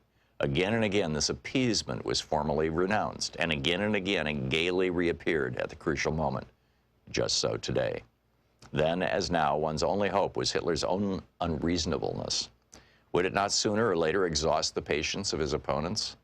Then, as now, it became apparent that their patience knew no bounds. At midday, the headline said, "Hitler makes impossible demands." We nodded, half reassured. It was only too credible. It would have gone against his nature to ask for less than too much. Perhaps the cup had once more passed from us. Hitler, the last defense against Hitler. At about 5 o'clock, the evening papers arrived. Cabinet of National Unity formed Hitler Reichschancellor. I don't know what the general reaction was. For about a minute, mine was completely correct. Icy horror. Certainly this had been a possibility for a long time. You had to reckon with it. Nevertheless, it was so bizarre, so incredible to read it now in black and white. Hitler, Reichschancellor. For a moment, I physically sensed the man's odor of blood and filth, the nauseating approach of a man-eating animal, its foul, sharp claws in my face. Then I shook the sensation off, tried to smile, started to consider, and found many reasons for reassurance. That evening, I discussed the prospects of the new government with my father. We agreed it had a good chance of doing a lot of damage, but not much chance of surviving very long. A deeply reactionary government with Hitler as its mouthpiece. Apart from this, it did not really differ much from the 2 governments that had succeeded Bruning's. Even with the Nazis, it would not have a majority in the Reichstag. Of course, that could always be dissolved, but the government had a clear majority of the population against it, in particular the working class, which would probably go communist now that the Social Democrats had completely discredited themselves. One could prohibit the communists, but that would only make them more dangerous. In the meantime, the government would be likely to implement reactionary social and cultural measures with some anti-Semitic additions to please Hitler. That would not attract any of its opponents to its side. Foreign policy would probably be a matter of banging the table. There might be an attempt to rearm. That would automatically add the outside world to the 60% of the home population who were against the Hitler government. Besides, who were the people who had suddenly started voting Nazi in the last 3 years? Misguided ignoramuses, for the most part, victims of propaganda, a fluctuating mass that would fall apart at the first disappointment. No, all things considered, this government was not a cause for alarm. The only question was what would come after it. It was possible that they would drive the country to civil war. The communists were capable of going on the attack before a prohibition against them came into force. The next day, this turned out to be the general opinion of the intelligent press. It is curious how plausible an argument it is, even today, when we know what came next. How could things turn out so completely different? Perhaps it was just because we were all so certain that they could not do so, and relied on that with far too much confidence. So we neglected to consider that it might, if worse came to worse, be necessary to prevent the disaster from happening. Through the whole of February 1933, everything that happened remained a matter for the press. In other words, it took place in an arena that would lose all reality for 99% of the population the moment there were no newspapers. Admittedly, enough occurred in that arena. The Reichstag was dissolved. Then, in a flagrant breach of the Constitution, Hindenburg also dissolved the Prussian regional parliament. There were fast and furious changes of personnel in the civil service. The book Defying Hitler.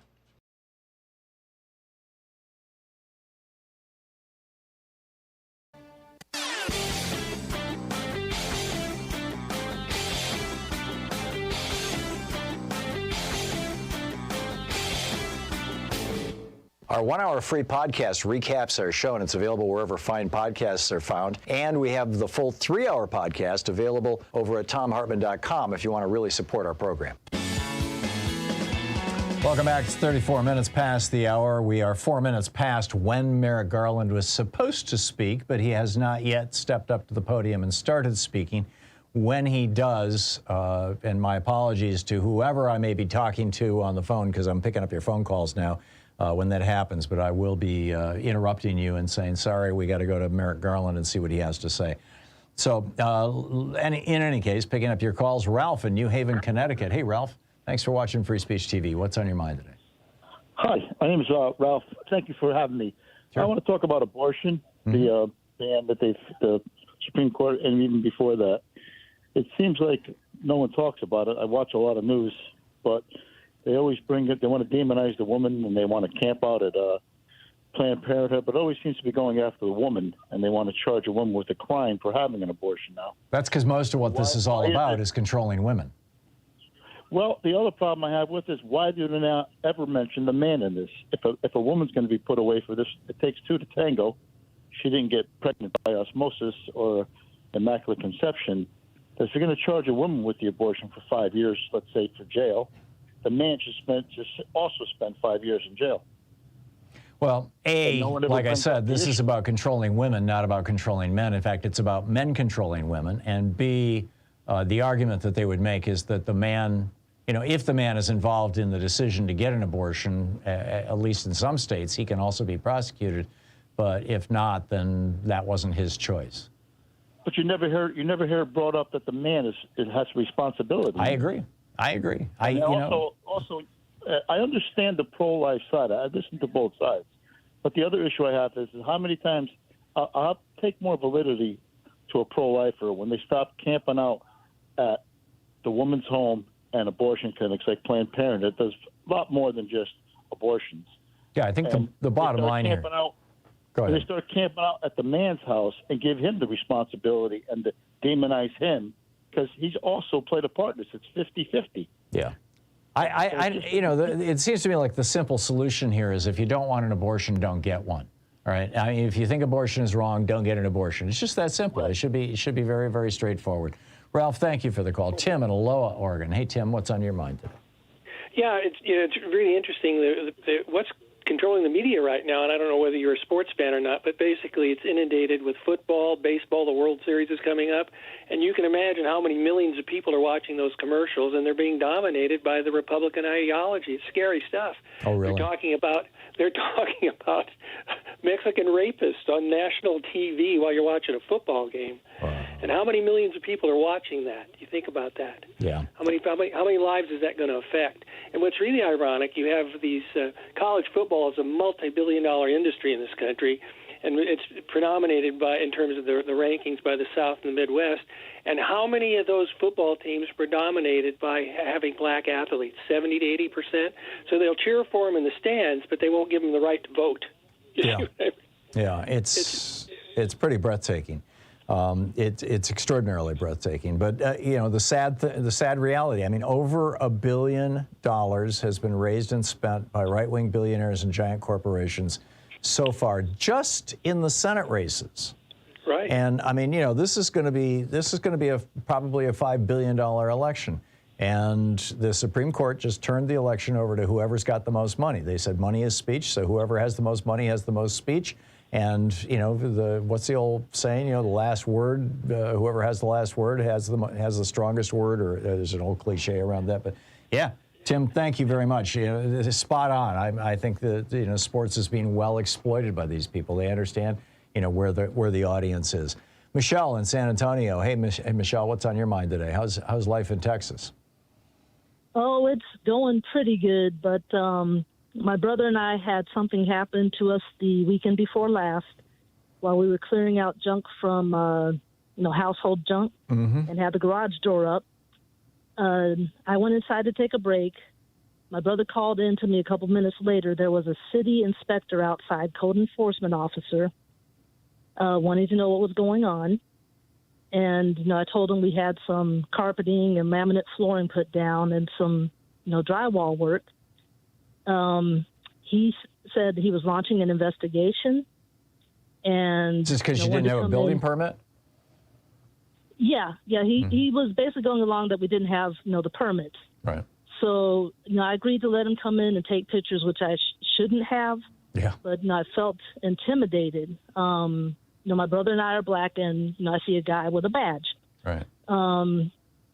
So, he told me after he took the pictures, tell the contractor to pull the repair permit. So I did a little research, and it turns out the permits aren't even required for the type of work being done. Mm-hmm. The contractor confirmed that.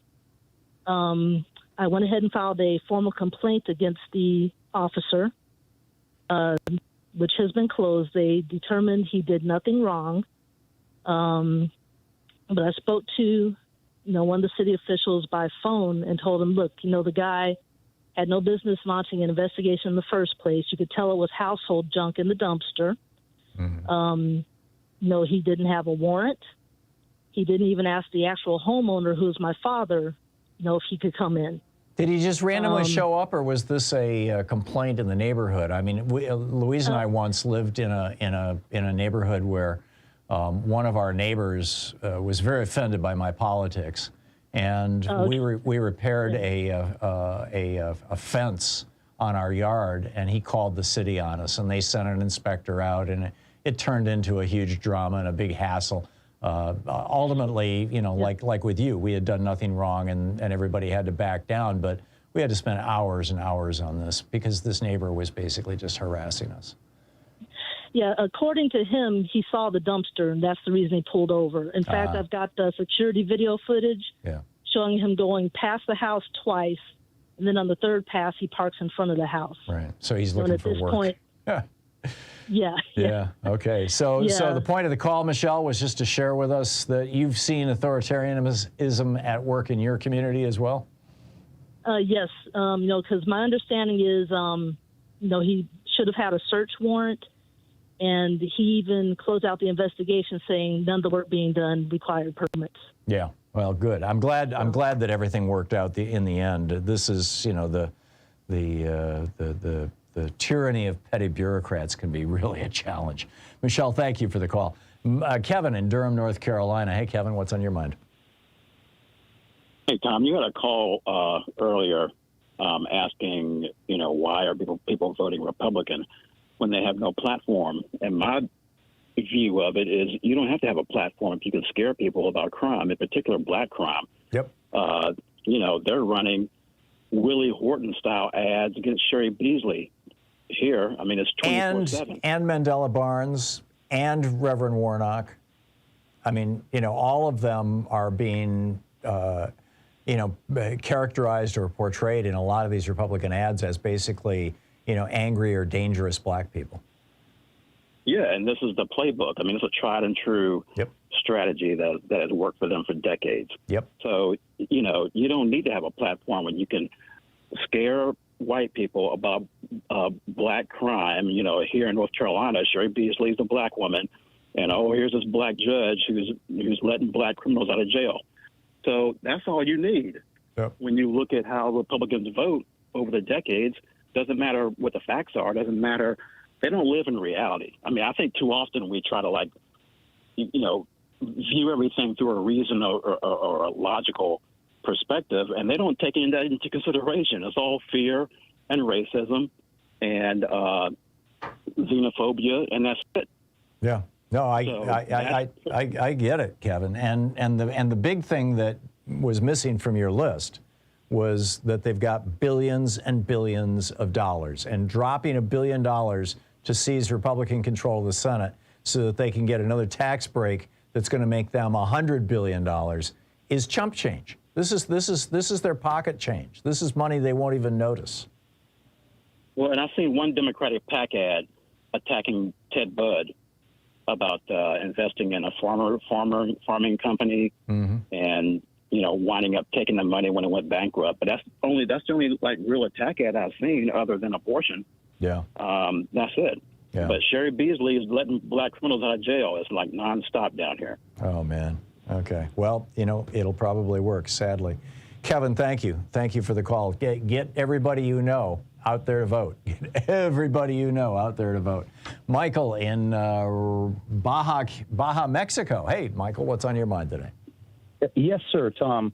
See, I just discovered your program about a year ago, and I just love it. Well, thank you. And I wanted to talk about authoritarianism, but some of your callers brought up so many subjects.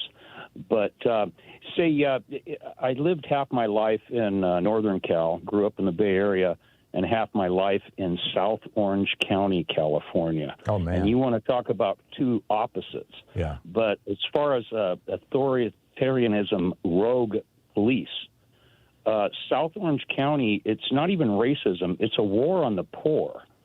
And often I try to check on that shooting of the unarmed young black man jaywalker in San Clemente. There's no follow-up. There's no follow-up or anything, and it's the nature of that community. And I'm a disabled Vietnam combat vet. I was injured in a helicopter accident when Saigon fell. If I stay alive, I'll be one of the youngest Vietnam vets. But I moved to Orange County, California, got married, and ended up raising my 2-year-old son by myself in San Clemente with no family around. I'm a retired environmental engineer. I had traffic tickets. I complained against the police department. I've been thrown in jail over traffic tickets numerous times as a single parent struggling in San Clemente, California. I had to change take my personalized license plates off my vehicle because it had, my partial name on the license plate. And I was getting pulled over all the time by Orange County sheriffs because I complained against one of their officers. Oh, yeah. But anyway, I moved to Mexico, Baja, which was always my little escape place, 16 years ago. And I've only watched it get worse in San Clemente, California. Yeah. And it really is a war on the poor. Yeah. It's an all-white conservative community, the only town that Sheriff Gates could retire and live in comfort and safety. But on the subject of abortion, I've always been curious, how come all the brilliant talking heads, haven't proposed that just women vote on the issue? say, all the women congressmen and senators and governors and maybe even this used to be Neil Bortz's cop-out, back, I remember I don't know. It just seems to make sense to me. Well, the problem is that you can't have an election where only women are allowed to vote. But it's a real easy way for men to say, I'm not going to talk about this. Women should just vote on this. But I get wouldn't that be the end of the matter? Oh yeah. Or if men could get pregnant, abortion would become a sacrament. I mean, absolutely, it would be the end of the matter, Michael. But it's not going to happen. Love your program, Tom. Thank you, Michael. Thanks for listening to us, and great to hear about Baja. I think Louise and I might be down there next spring. We'll talk soon. We'll be back. You're listening to Thom Hartmann. Visit thomhartmann.com for audio and video archives. It's 47 minutes past the hour, picking up your phone calls here at Talk Media for the sane among us.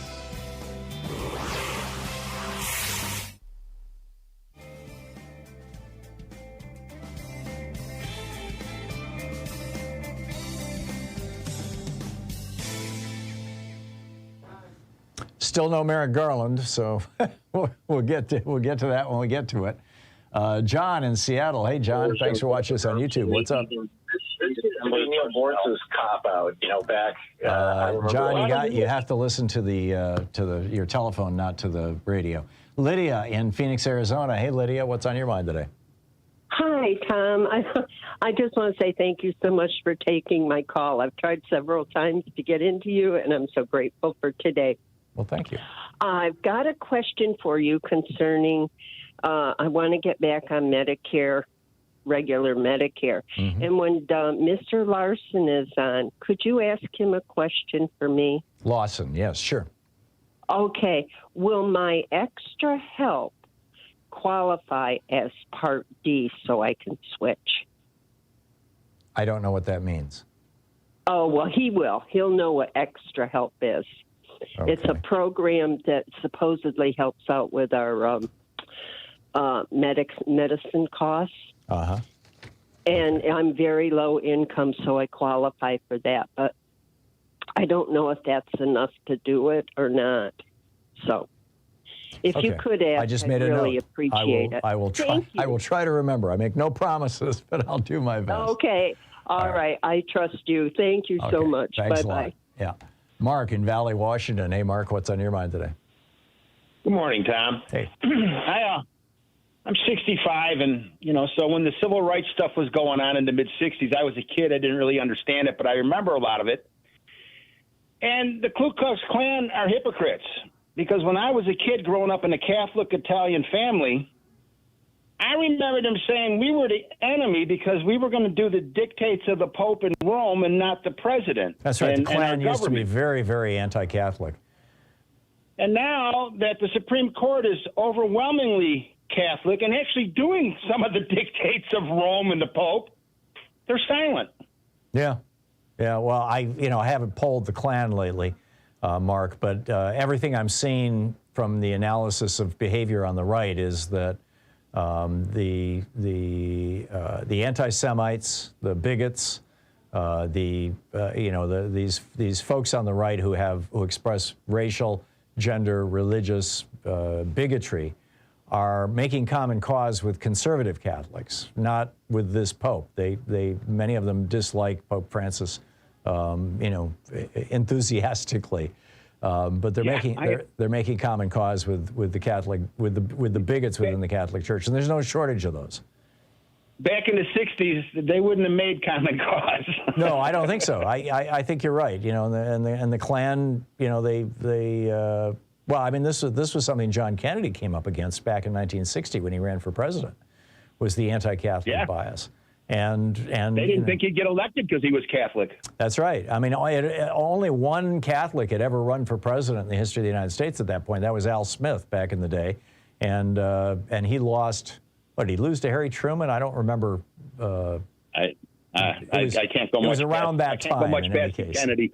Maybe I don't recall if Al Smith was a Democrat or Republican. If he was a Democrat, he probably lost to Franklin Roosevelt. I'm sorry, I don't recall what race he was in, but I do recall that he was the only Catholic before John Kennedy. Mark, thanks for the call. The Klan are hypocrites. Newsflash. It's 51 minutes past the hour. We're still waiting for Merrick Garland. We'll see how this shakes out. Stick around. We'll be back.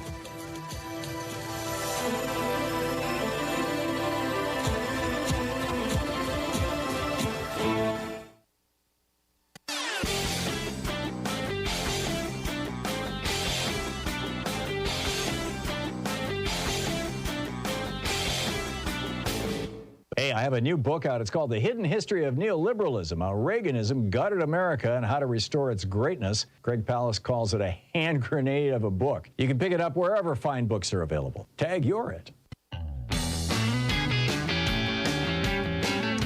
Welcome back. We're still waiting for Merrick Garland. As soon as he starts speaking, or as soon as we have some sense of what he's speaking about, we will put him on the air. Bill in Clifton, New Jersey. Hey, Bill, what's on your mind today? Yeah. Sometimes I wish we had more of a bulldog of a AG, but me too. He is what he is. But anyway, I just wanted to mention one interesting fact. I live in New Jersey. New Jersey has the fifth least amount of crime in the United States. Really? Yeah. Wow. And Blue New Jersey. New Jersey. That's great. New Jersey has over 9 million people. And it has less crime rate than Vermont, which has 660,000 people. Wow. Of course, in a really small state like that, a small number of people can really skew statistics. How are you doing against Mississippi or Alabama or Georgia? I didn't look on the list. I don't have it in front of me. They're probably down, Yeah. The most of all the what you call places with bad criminals is red states. Yeah, I know. The eight states with the highest murder rates are all red states. Right. But New Jersey, there's very high taxes, and it pays for everything, and there are wealthy areas. And the gas here around where Exxon used to be, around Newark Harbor or whatever, is around $3.60 a gallon. But over by Bedminster, it's $6.30 a gallon or something. Yeah. So I think the people are getting ripped off. Yeah, we're seeing it all over the place here. But you called about Citizens United. Right, which is the original sin. And until we can wipe that out somehow, and I don't know how it can be done, we're going to keep going through this because of all the money being dumped. And, they announced $1.6 billion a month or so ago, and this is the result. And as you say, advertising works. And, just seeing the same thing over and over again affects you. And to me, it's nasty politics. Yeah. So they got to get rid of that. One last thing. By the way, there's no rugged individualism in fascism. So Republicans can forget about that one. Okay. All right. And everybody wears a uniform. Yeah, and dresses the same, and very fashionably, by the way. Bill, thank you very much for that. Matt in Springfield, Virginia. Hey, Matt, what's on your mind today? Hi, Tom. It's good to be on with you. One of the things I'm concerned about is with a lot of these, election-denying Republicans who hold neo-Nazi views get into power, that you're going to see a lot of religious minorities. Matt, hang on just a minute. I think Merrick Garland is going to start here, and if so, I'll put you on hold, and we'll get to you when he's all done. But let's just check this out. Will deliver remarks. Also here on the stage will be Assistant Attorney General for the Eastern District. This is the setup for it. Matt, finish your thought, and we'll come back to Merrick Garland when he actually starts speaking. Well, I'm concerned. I'm Jewish myself, and I'm concerned about a lot more Mother Emanuel AME shootings or Tree of Life synagogue shootings, and then you'll have politicians who will be ready to give the shooters commendations. Yeah, and I like Kyle Rittenhouse did, basically. Yeah. I mean, he's a hero now for the right. It's incredible. They looked at all these tweets applauding him, and out of the 37,000 tweets in a 48-hour period, the vast majority of them were coming from outside the United States, and they were all pretending to be Americans. It's just crazy. Yeah, I'm not on Twitter for a number of reasons, so I'll trust you on that. Yeah. But like I was at my synagogue last Friday for Shabbat, and I worry, is it going to be shot up next? Yeah. Yeah, it's got to be a tough one. Matt, thank you for the call. How are we doing with Merrick Garland, Nate? Just a blank screen. Oh, okay. All righty. Well, I've got 30 seconds here. It's too little to put another caller on. So I just want to emphasize one more time.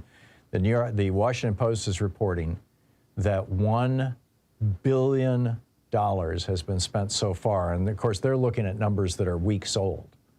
That $1 billion has been spent so far on Senate, just on Senate races. There's only 100 senators, only 33 of them, more or less, or 34 of them are up for re-election. We get about a third of them every 2 years, or for election or re-election, and maybe 20 seriously competitive races. $1 billion.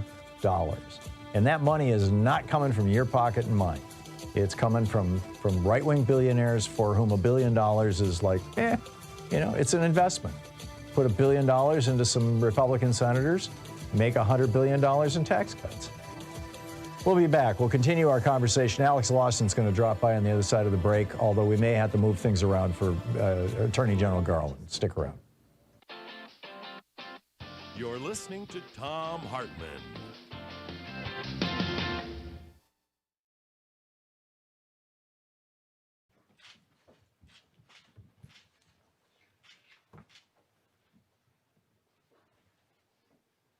People actually have a lot. Good afternoon. I'm joined today by Deputy Attorney General Monaco, FBI Director Wray, and Assistant Attorney General Olson. Also here are Assistant United States Attorneys from the Eastern District of New York and the District of New Jersey. Over the past week, the Justice Department has taken several actions to disrupt criminal activity by individuals working on behalf of the government of the People's Republic of China. As always, the defendants in these cases are presumed innocent until proven guilty in a court of law.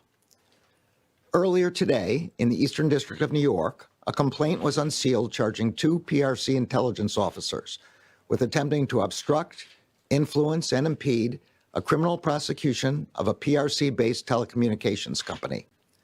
The complaint alleges that in 2019, the defendants directed an employee at a U.S. government law enforcement agency to steal confidential information about the United States criminal prosecution of the company. The defendants believed that they had recruited the U.S. employee as an asset, but in fact, the individual they recruited was actually a double agent working on behalf of the FBI. As the complaint alleges, the defendants paid a bribe to the double agent to obtain non-public information, including files from the U.S. Attorney's Office in the Eastern District. They did so in the hope of obtaining the prosecution's strategy memo, confidential information regarding witnesses, trial evidence, and potential new charges to be brought against the company. The double agent provided the defendants with documents that appeared to present some of the information they sought. In fact, the documents were prepared by the U.S. government for the purpose of this investigation and did not reveal actual meetings, communications, or strategies. This was an egregious attempt by PRC intelligence officers to shield a PRC-based company from accountability and to undermine the integrity of our judicial system. Also earlier today, in the District of New Jersey, an indictment was unsealed charging 4 individuals, including 3 PRC intelligence officers, with conspiring to act in the United States as illegal agents on behalf of a foreign government. The indictment alleges that between 2008 and 2018, the defendants used the cover of a purported Chinese academic institute to target, co-opt, and direct individuals in the United States to further the PRC's intelligence mission. Those directives included attempts to procure technology and equipment from the United States and to have it shipped to China. They also included attempts to stop protected First Amendment activities, protests here in the United States, which would have been embarrassing to the Chinese government. Separately, in the Eastern District of New York, the Justice Department charged 7 individuals who were working on behalf of the PRC with engaging in a multi-year campaign of threats and harassment to force a U.S. resident to return to China. Last Thursday, we arrested 2 of those defendants. Those activities were part of the PRC's global extra-legal effort known as Operation Fox Hunt. Its purpose is to locate and bring back to China alleged fugitives who have fled to foreign countries, including the United States. The PRC has a history of targeting political dissidents and critics of the government who have sought relief and refuge in other countries. The indictment alleges that the defendants, working at the direction of the government of the PRC, engaged in a campaign of harassment, threats, surveillance, and intimidation aimed at coercing the victim to return to China. We also allege that the defendants threatened and harassed the victim's family members, both in the U.S. and in China. The PRC government forced the victim's nephew to travel from China to the United States to convey the PRC's threats to the victim's son. The defendants threatened the victim, saying that, quote, coming back and turning herself in is the only way out. They showed up at the home of the victim's son in New York. They filed frivolous lawsuits against the victim and his son and said it would be, quote, endless misery for the defendant and son to defend themselves. And they made clear that their harassment would not stop until the victim returned to China. As these cases demonstrate, the government of China sought to interfere with the rights and freedoms of individuals in the United States and to undermine our judicial system that protects those rights. They did not succeed. The Justice Department will not tolerate attempts by any foreign power to undermine the rule of law upon which our democracy is based. We will continue to fiercely protect the rights guaranteed to everyone in our country, and we will defend the integrity of our institutions. Before I turn the podium over to Deputy Attorney General Monaco, I want to recognize the FBI, the National Security Division, and the U.S. Attorney's offices for their extraordinary work on these cases. Now, Deputy Attorney General Monaco. Good afternoon, and thank you, Mr. Attorney General. The Department of Justice will not tolerate threats from a foreign power to the rights of Americans or to our nation's institutions. As the Attorney General has laid out, the cases unsealed today take place against a backdrop of malign activity from the People's Republic of China that includes espionage, harassment, obstruction of our justice system, and unceasing efforts to steal sensitive U.S. technology. In the words of our intelligence community, China seeks to be a major power on the world stage and to challenge the United States in multiple arenas. Today's cases make clear that Chinese agents will not hesitate to break the law and to violate international norms in the process. Two of those cases, in particular, show the lengths they are willing to go in pursuit of unfair advantage. But the defendants charged today met their match in the agents, analysts, and prosecutors of the Department of Justice. According to one indictment unsealed today, 2 intelligence officers attempted, through bribery and espionage, to obstruct the federal criminal prosecution of a global telecommunications company headquartered in the PRC. The defendants attempted to bribe someone they believed was an insider to steal the prosecutor's playbook, including who the prosecutors were meeting with and what they would argue in court, all so that the company could unlawfully gain an edge and undermine the government's case. But the insider flipped the script on the defendants by working not for them, but for Team America. The defendants' desperate efforts to sabotage this prosecution expose the PRC's government's commitment to tilting the plane. This is the Thom Hartmann Program.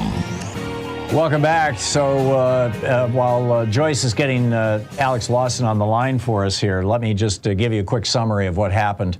Attorney General Garland did his press conference. It was all of about 4.5, 5 minutes during our break here at the top of the hour.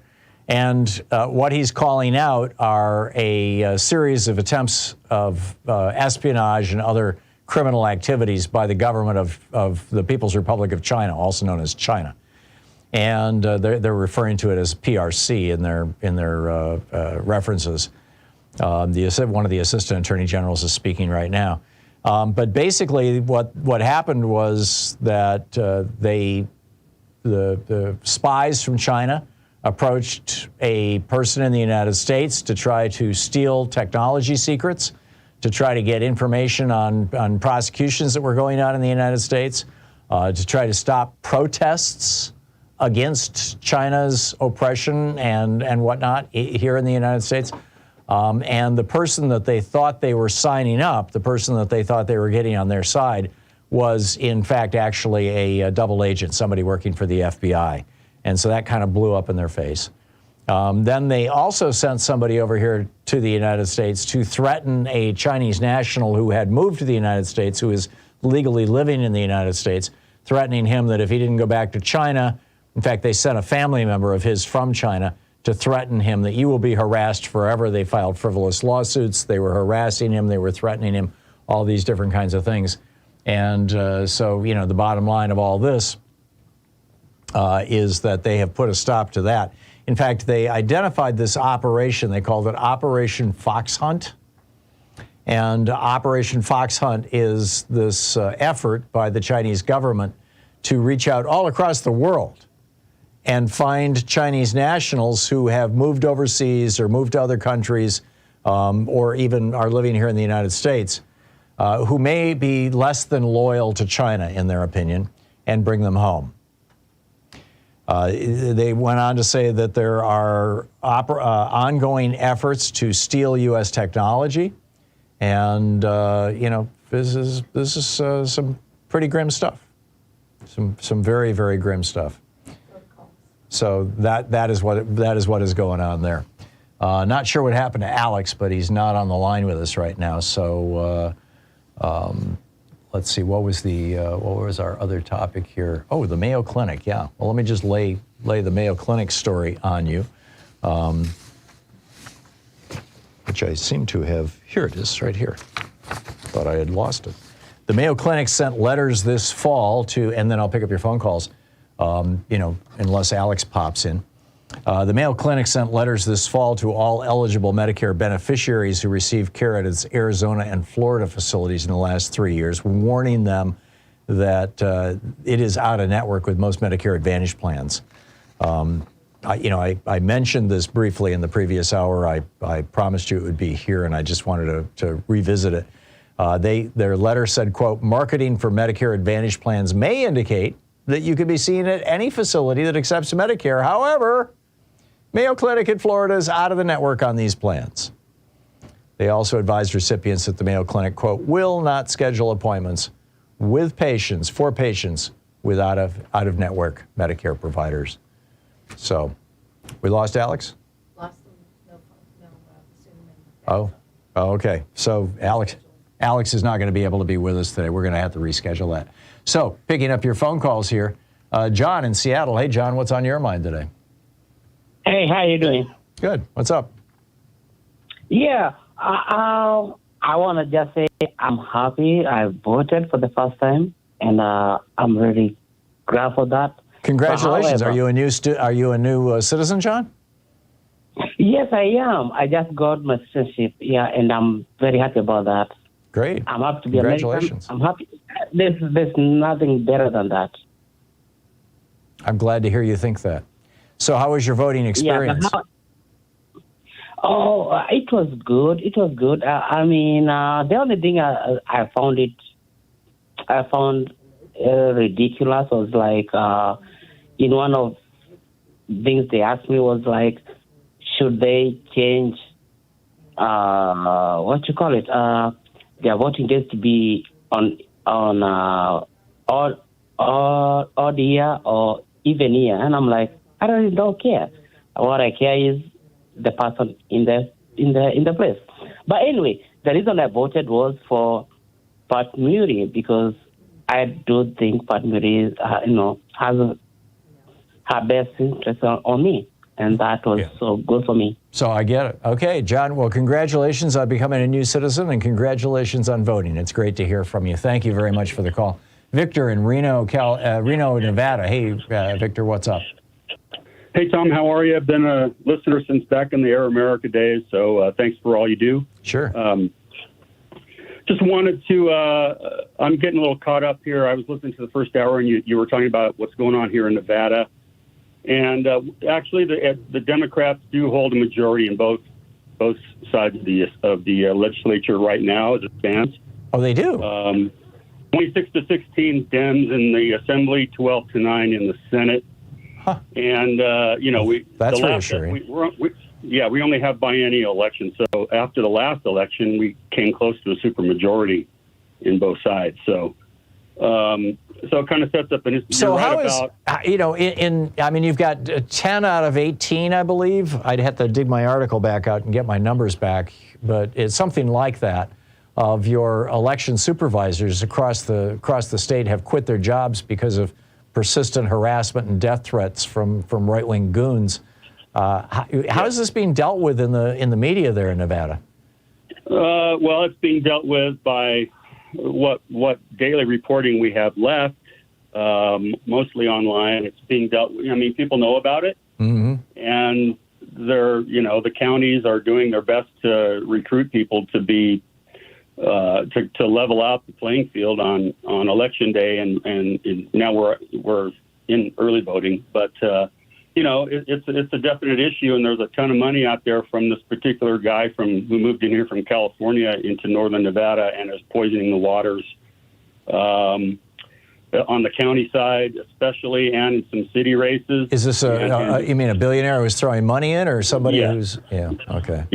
Yeah, a billionaire who's basically a carpetbagging type of guy who's got a lot of money and just wants to overthrow the entire election system in the state, which is working perfectly well.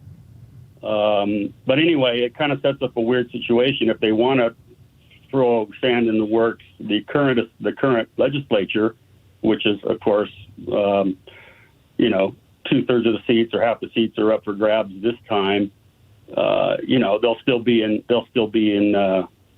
in power after the election up until the new assembly. Until they're sworn in January, Yeah, sworn in January. So they're not going to, even if they try to mess it up, unless they can push it all the way until late January or February, assuming the Republicans take over on the election, it's not going to change things. Hopefully that the Democrats hang on.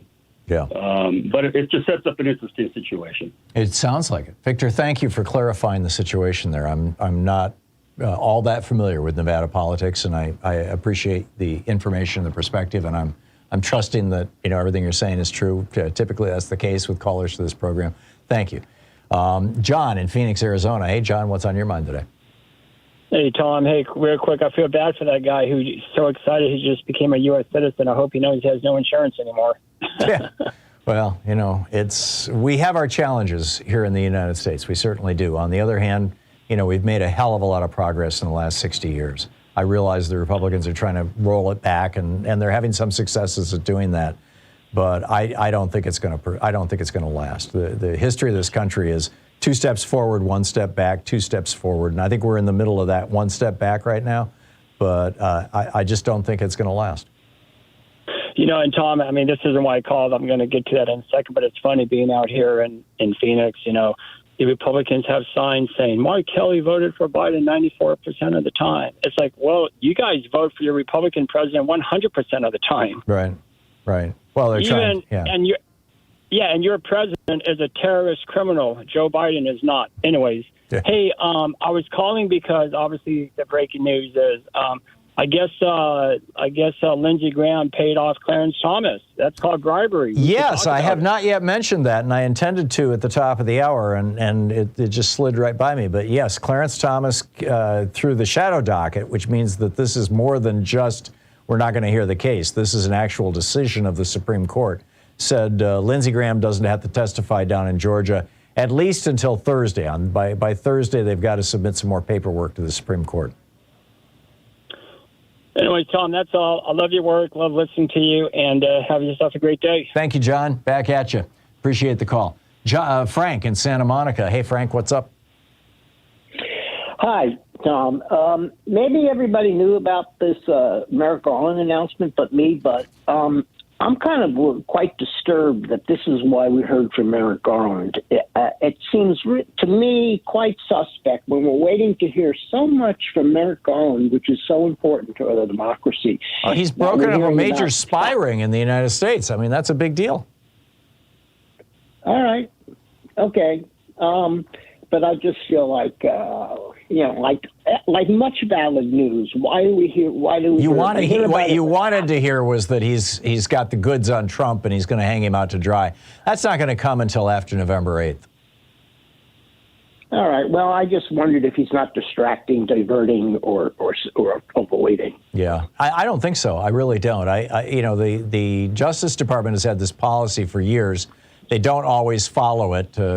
James Comey, case in point, announcing that he was going to investigate Hillary Clinton, 3 weeks before the election. But the Justice Department has had this policy for years that 90 days out from an election, they don't take any action unless it's an absolute screaming emergency, if they can avoid it, that might influence an election. And indicting Donald Trump might influence an election. And frankly, it might influence this election in 2022 in ways that you and I are not happy about. It might energize the base, 130%. They're cranked up about 80% right now. So I'm okay with it. I'm okay with it. Frank, I got to run, but thank you for the call. It's 18 minutes past the hour. We'll be back. We're going to continue taking your phone calls. In the first hour of the program, we were talking about Americans' cartoon vision of authoritarianism and how it causes us to miss the real thing. And also, why is slavery on the ballot in 4 states, including Oregon here? And is Nevada prepared for the election deniers? Stick around. This is the Thom Hartmann Program. That was our first hour. In our second hour, Julia Rock dropped by to tell us about Republican Senate candidate Ted Budd dancing to the tune of the Banksters. This was insane.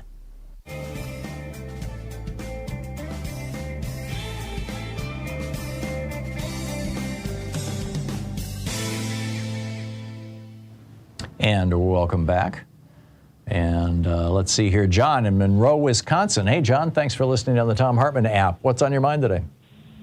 Hi, Tom. A quick question. I know for some time you've been telling us how the South became an oligarchy between 1830 and the Civil War, and then how those values that they developed at that time, their aristocracy and their putting their foot on the necks of the black slaves, has now become part of the Republican Party in many ways. And there's a new book by Heather Cox Richardson, which kind of goes over exactly the same territory, where she's saying very much the same thing. Really? And I was curious where is that you a got new the book? idea in the first place. It's called How the South Won the Civil War. Yeah, that came out years ago. Yeah. Oh, really? Yeah, I read that several years ago. Maybe just 2 or 3. I'm not sure, but yes. Okay. So do you think that's where you got the idea in the first place? Actually, there was a scholar at the University of Alaska, and I'm sorry I don't recall his name, but he wrote a really difficult to read, really dense scholarly tome on how the South became an oligarchy during that period of time. And he was one of the first to really lay it out as a hypothesis that the cotton gin was the thing that flipped the South. Yep. And I read his book, and I credit his book in my book on oligarchy. I quote him. Oh, okay, good. I'll check out the bibliography in your book then. Yeah, it's there.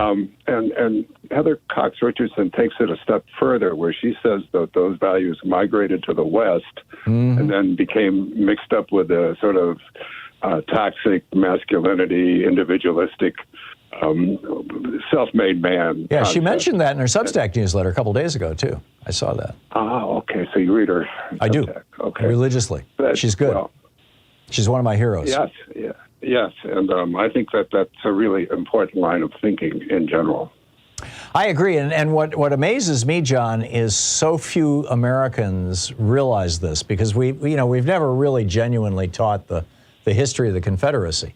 It's just, most Americans don't even realize that in the secession statements, many of the southern states, the majority of the southern states, actually said that they were removing themselves from the Union, that they were seceding from the Union, specifically because they opposed the Union's opposition to slavery, because they wanted to maintain slavery and they felt that slavery was at risk with the Abraham Lincoln presidency.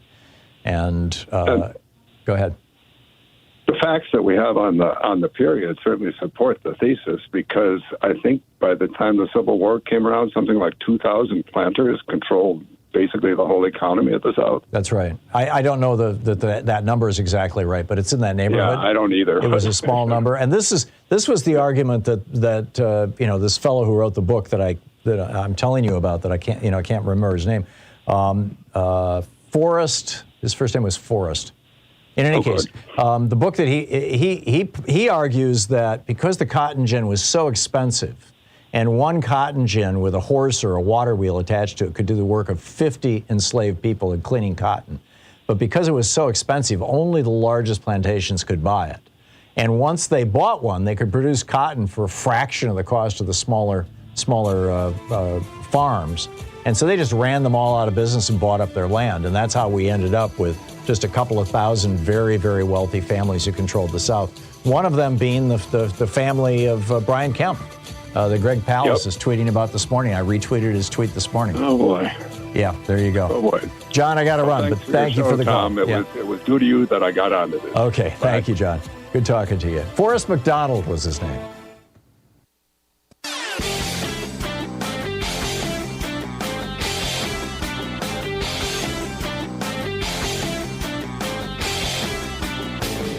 Change starts with you. You can be calling your Democratic or Republican representatives to let them know what you think by calling 202-224-3121. It's the Capitol switchboard. It'll get you right through to them. If you believe that someone is a billionaire without seeing their taxes, if you believe someone is a genius if they hide their college grades, if you believe someone is a great businessman if they bankrupted casinos, if you believe somebody is an irresistible ladies' man if they have to pay for sex or even accused of rape, if you believe somebody is a philanthropist, if their charity got shut down for fraud and their children had to go through mandatory training about how not to commit fraud with philanthropies, if you believe someone is a patriot, if they got out of the draft during a time of war by submitting phony, dodgy x-rays showing bone spurs, if you believe someone is a Christian who doesn't go to church and doesn't know what 2 Thessalonians is, if you believe someone is an innocent man if they refuse to testify, well, you're not just gullible, you're a Trump supporter. I have a whole video about this over at thomhartmann.com. Check it out.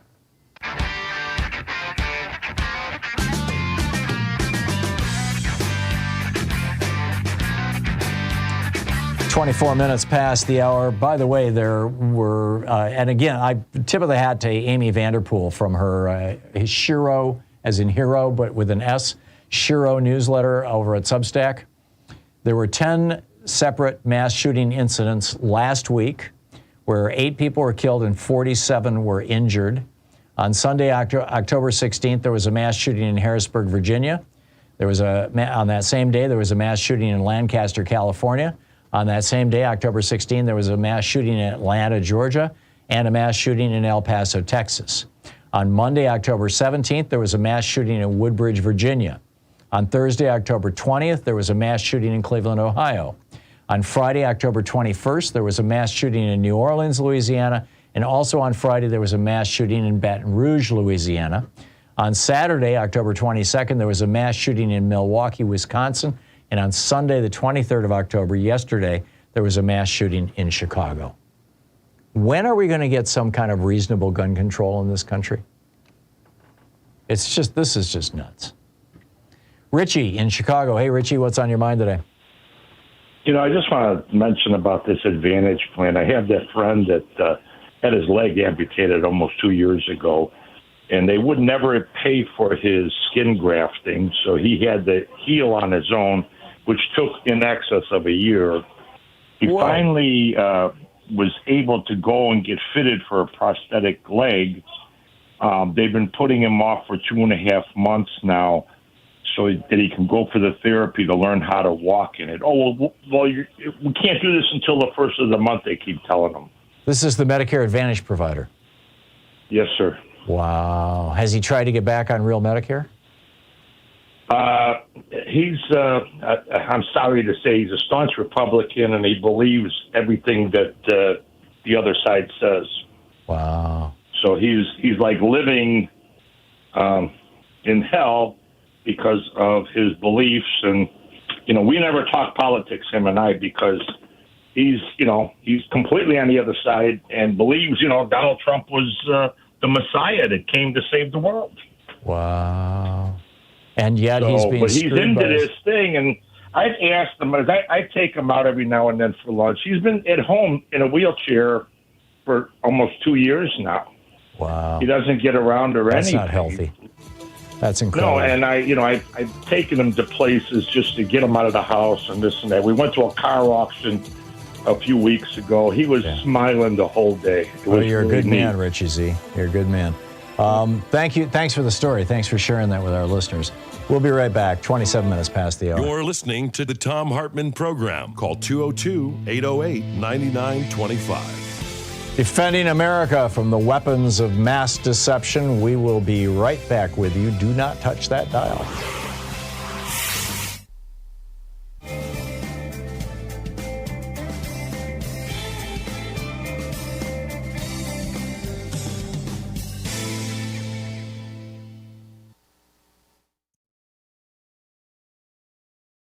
Book report today. Our book for the book report today is Taking Bullets, Terrorism and Black Life in 21st Century America, Confronting White Nationalism, Supremacy, Privilege, Plutocracy, and Oligarchy, a Poet's Representation and Challenge by Haki R. Madhubuti.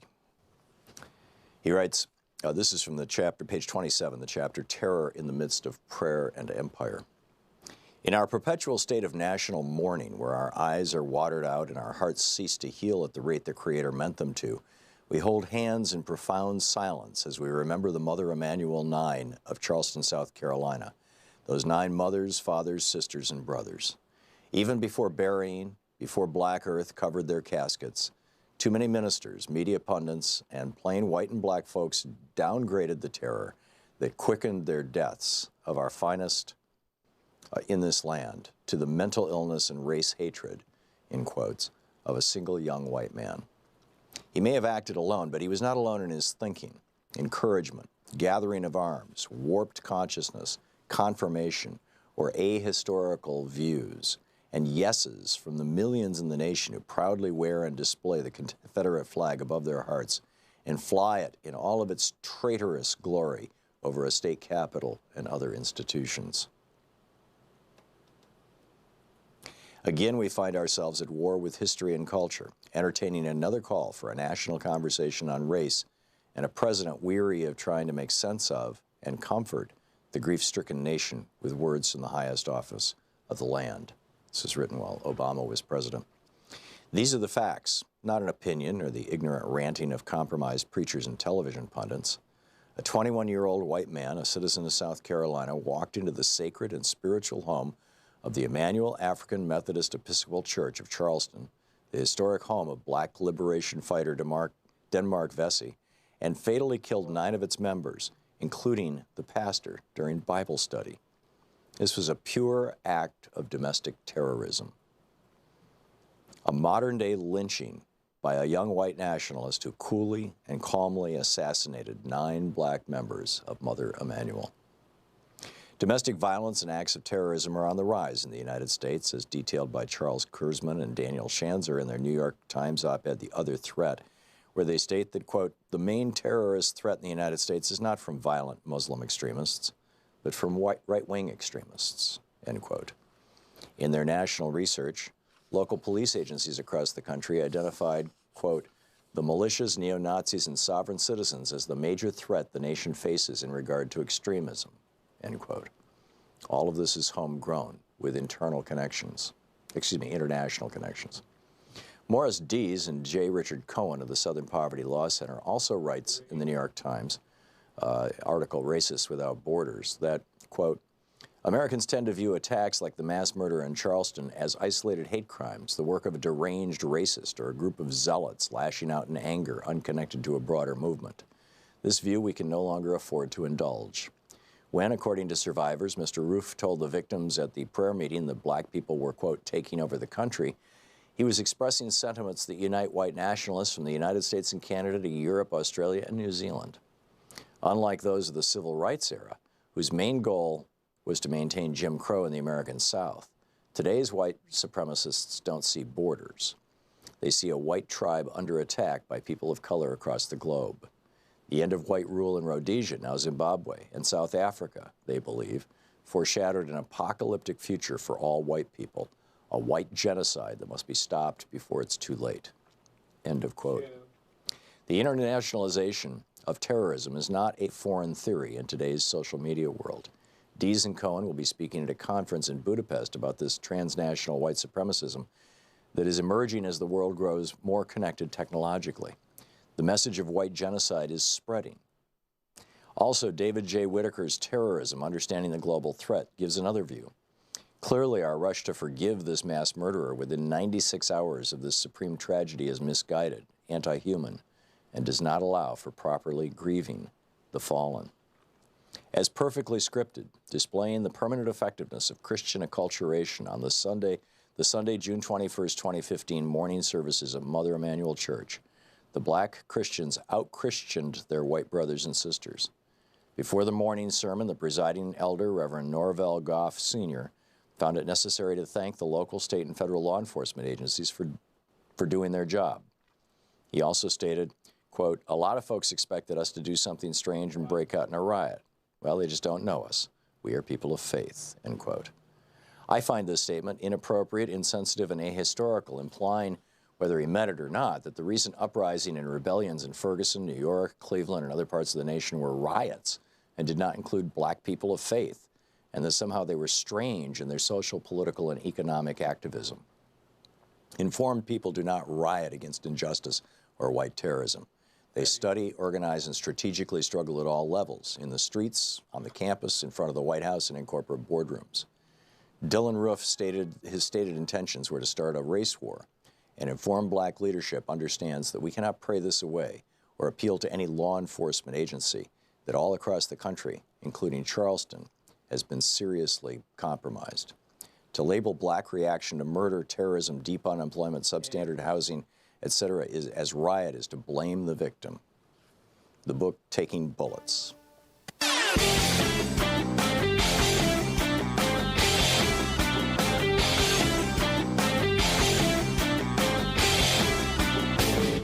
Hey, thanks so much for sharing our program and for reaching out to our stations and sponsors and letting them know that you're listening. It really means a lot to us. There are no good, solid numbers on it, but it appears that the majority of people who have Medicare Advantage programs or plans believe that they're on Medicare. This is certainly how Medicare Advantage is sold. Oh, you're missing out on benefits under Medicare. It's Medicare Part C, don't you know? C for commercial, right? But people don't realize that when you sign up for Medicare Advantage, you are leaving behind Medicare, and you may never be able to get back to it, or at least not in the way that you could have if you had signed up for it when you were 65 and you stayed with it. And now stepping into this void come Congressman Mark Pocan and Congressman Ro Khanna with the new Save Medicare Act that would prevent this kind of deceptive advertising and marketing by forbidding insurance companies and HMOs and whatnot from using the word Medicare to sell these for-profit plans or these so-called Medicare Advantage plans. We all need to be supportive of this. There's a whole video about it over at thomhartmann.com. Check it out. 35 minutes past the hour. Welcome back. Picking up your phone calls. Mass shooters. Here we go again, right, is the headline over at Democratic Underground. This is from the St. Louis Post-Dispatch. Now, this is today. At least 3 people were killed, including the suspect, and 7 more were injured after a shooting Monday morning at Central Visual and Performing Arts High School in South St. Louis. A woman died at the hospital, and a teen girl was pronounced dead inside the school, both of gunshot wounds. The suspect, a male not yet identified but estimated to be in his 20s, was shot inside the school and pronounced dead at a hospital. His 20s, it's always young white men who are doing this. It just always is. It's amazing. John in Phoenix, Arizona. Hey, John, what's on your mind today? Hi, Tom. Yeah, just calling about the Medicare Advantage options that you were talking about earlier. Yeah. My wife, who's a pensioner from Delaware, we live in Arizona, but she's a pensioner from Delaware. She recently got a thing in the mail that they're changing their whole retiree insurance plan over to a Medicare Advantage plan. Oh, geez. And so yeah, she's so getting her we health knew- insurance through being a retiree of the company that she worked for? Right, for the state of Delaware, basically. So it's the Okay. state of Delaware that's doing this. Wow. And the legislature just passed this through like last year, and just so happens last week a Superior Court judge put a hold on this for now because part of it is they don't feel that there's a group called Rise out of Delaware. Basically, a bunch of state retirees have gotten together to put a lawsuit against the state in order to push this through. Because like you were saying before about a lot of the information being said, like Medicaid and everything, all these plans looking like it's a Medicare-sponsored program, these Medicare Advantage plans, that's kind of how almost the information my wife got was portrayed to her, saying that if you have Medicare, that all your doctors or whatever, no problem, you'll be transferred over, won't be any denial of coverage, that kind of thing. And my wife knew from a long time ago that she was a patient at the Mayo Clinic.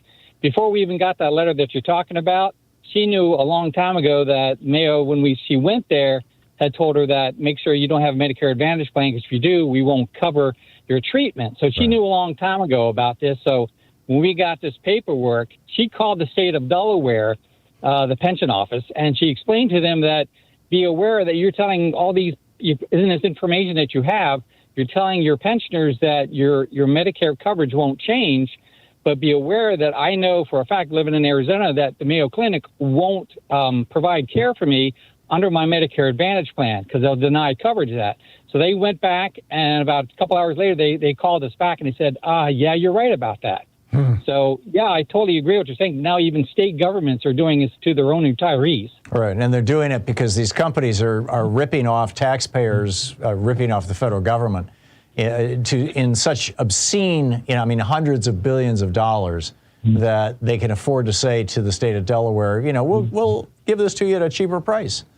Yeah, basically the big reason is, they said, because they want to stop the unfunded liability. Right now, the state provides that affect for for the insurance. So them turning it over to this private insurancer, basically, that gets them out of that whole. Right, so the state is picking up the Medigap policies, basically. Exactly. Yeah. So basically, the state's going to save money, like you're saying, but in turn, like I said, a lot of the retirees are concerned and scared that what they've had for years and years and years now is going to be turned over to something that they may not be able to have the care that they basically fought for and worked for 30. I know some of them worked 40, 50 years for the state. Yeah, and get ready to get screwed. That's amazing. John, thanks for the heads up on that. I appreciate the call. Thank you. Mike in Peterborough, New Hampshire. Hey, Mike, what's on your mind today? Thanks for listening to Sirius XM. Hey, thanks. Thanks for taking my call, Tom. I love your show. Thank you. I wanted to comment, but I also want to end with a question to you. But, I listen to a fair amount of conservative talk radio from different parts of the country. And, exactly what I'm hearing, and I'm sure most of your listeners know what I'm hearing. They want to tune in once in a while to hear what our fellow citizens are hearing and get horrified by it. They're welcome to, but it's hard to take. Anyway, I'm part of a group, a small group of us across the country. We call ourselves the Talk Radio Project. And we basically call into conservative talk radio to give our point of view, our feelings, our experience, and so on and so on. Really? How cool. Yeah. And I didn't think you knew about it, but I wanted to let you know about it. Do you have a website or a Facebook group or something, or how do you do that? We used to keep a very low profile for obvious reasons, but now we're out of the closet, so to speak. talkradioproject.co is the basically a landing page. Okay. And why CO as opposed to .com? Yeah. Why? We couldn't because we couldn't get com. It was taken somewhere somehow. Somebody's got that. Okay, I got it. I'm looking at your website. Yeah. But Tom, one of the things, we're pretty obviously, everything we're working very hard until after the election, obviously, making as many calls as we can. But after that, we want to expand. We can't focus on expansion too much right now, but we will right after the election. And I was wondering if I could prevail upon you somewhere along the line to give us about 15 minutes or so talking about talk radio, period. And we would use that as sort of a recruitment tool. In other words, inviting people from across the country to, come to a Zoom meeting or something and listen to Thom Hartmann talk about talk radio and blah, blah, blah, that kind of thing. And that might help us to raise our visibility and increase our volunteers to do this kind of very difficult volunteer work. Sure. Drop me a note and or DM me on Twitter. Is probably the okay. I'll do that on Twitter because I did drop a note, but I think it went into the universe of Thom Hartmann. What's your Twitter handle? Mine is. Give me a second. It's kind of crazy. It was when I was a rower, and it is Rowmore, I believe. ROWMORE? Yeah, MORE. I believe is that that's LA Row? Is that you? No, that's somebody else. Okay. I don't use Twitter a whole lot, so if there's a better way to contact you, is that NXC Fear? No, I know that one, but if you did row more, did you come up with something? Yeah, I came up with those two, and Urala. No. Okay. No. Well, we'll figure it out. Yes, and what I would find fascinating is if you want to talk to your compatriots, and if you have any colleagues who are particularly articulate and would like to come on this program and tell war stories, I'd love to hear them. Oh man, I could tell you war stories that make your hair stand. No, it wouldn't make your hair stand on end, but your listeners would. Yeah, there you go. So when we call into real shock jocks, we are no match for that kind of stuff. So we can basically hope that the listener can hear our point of view, and maybe say, well, he's got a good point. Yeah. But, we try to, sometimes we talk into shock jocks. Some of us can have the heart to do it. Others go to more other conservative radio stations where you can actually get a little bit of your point of view in, and they actually care and they don't want to chew you up. Yeah. Cool. Yeah. Well, Mike, let's continue the conversation. Thanks a lot for the call. I want to be in touch with you on this, Tom. Great to know what you're doing. Thanks a lot. Keep up good work, man. Thanks. I love it. Back at you. TalkRadioProject.co is the website. TalkRadioProject.co. No M at the end. Fascinating. We'll be right back. Stick around. You're listening to Thom Hartmann. Visit ThomHartmann.com for audio and video archives. Defending America from the weapons of mass deception. We will be right back with more of your calls.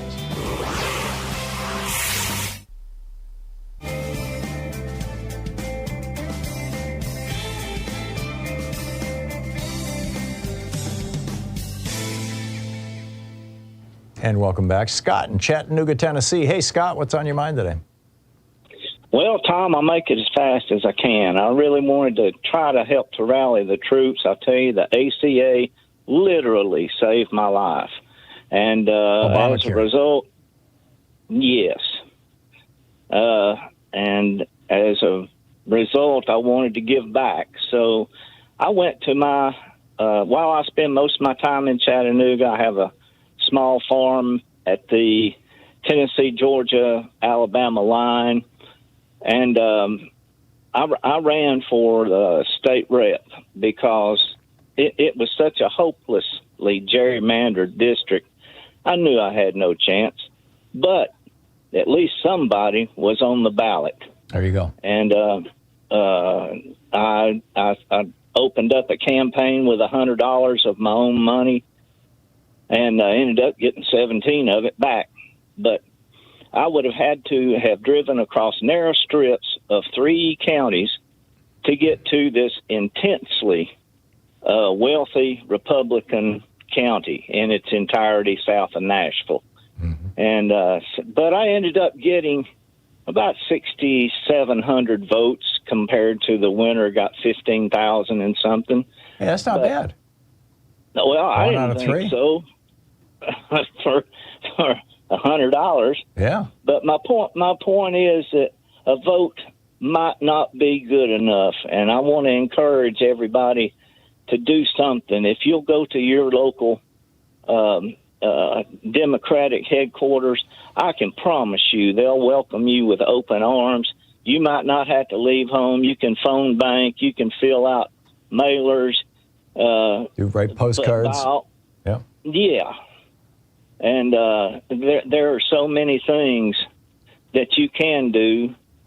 And I'm not bragging by any means, but damn, if a 62-year-old with leukemia can go out and run for a state rep, at least maybe you could get off and, sign some stuff, call somebody, help the cause, because it's dire.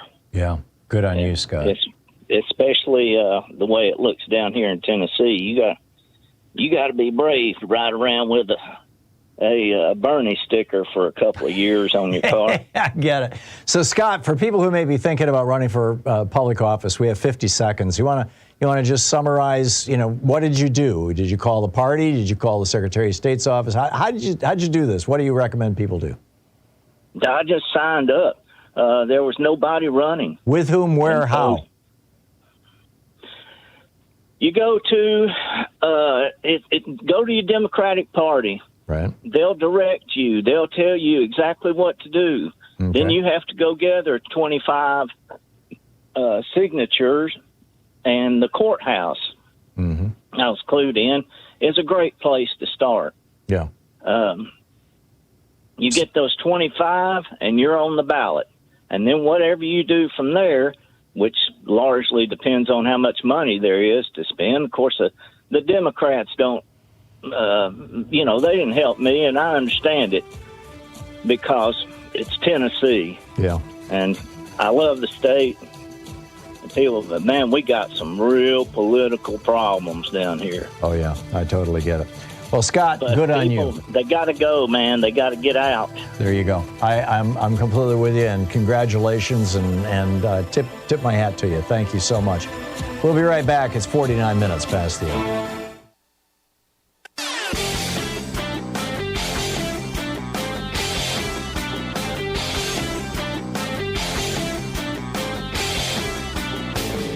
Hey, I have a new book out. It's called The Hidden History of Neoliberalism, How Reaganism Gutted America and How to Restore Its Greatness. Greg Palast calls it a hand grenade of a book. You can pick it up wherever fine books are available. Tag you're it.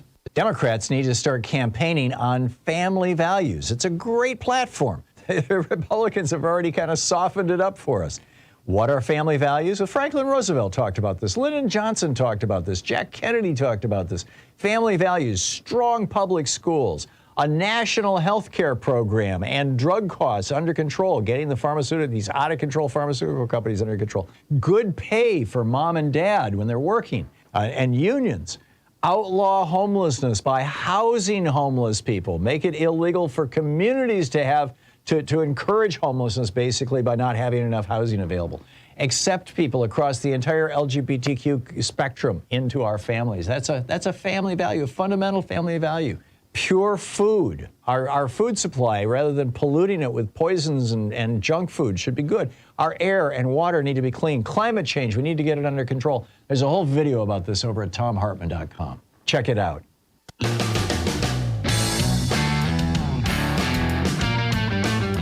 10 minutes before the hour, picking up your calls. Don in Harrington, Delaware. Hey, Don, what's up?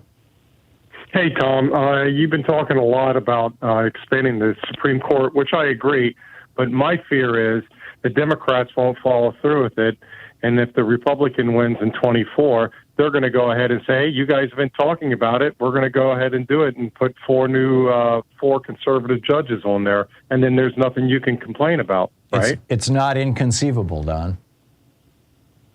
I mean, it's just not. I don't have faith in our party. It's not so much the party. It's that the Republican Party has this collection. We've got over 700 billionaires in the United States. The vast majority of them are Republican leaning. Of the dozens of well-known, billionaire political activists, virtually all of them are Republicans. Versus George Soros, who just throws a few $100 million here and there once in a while.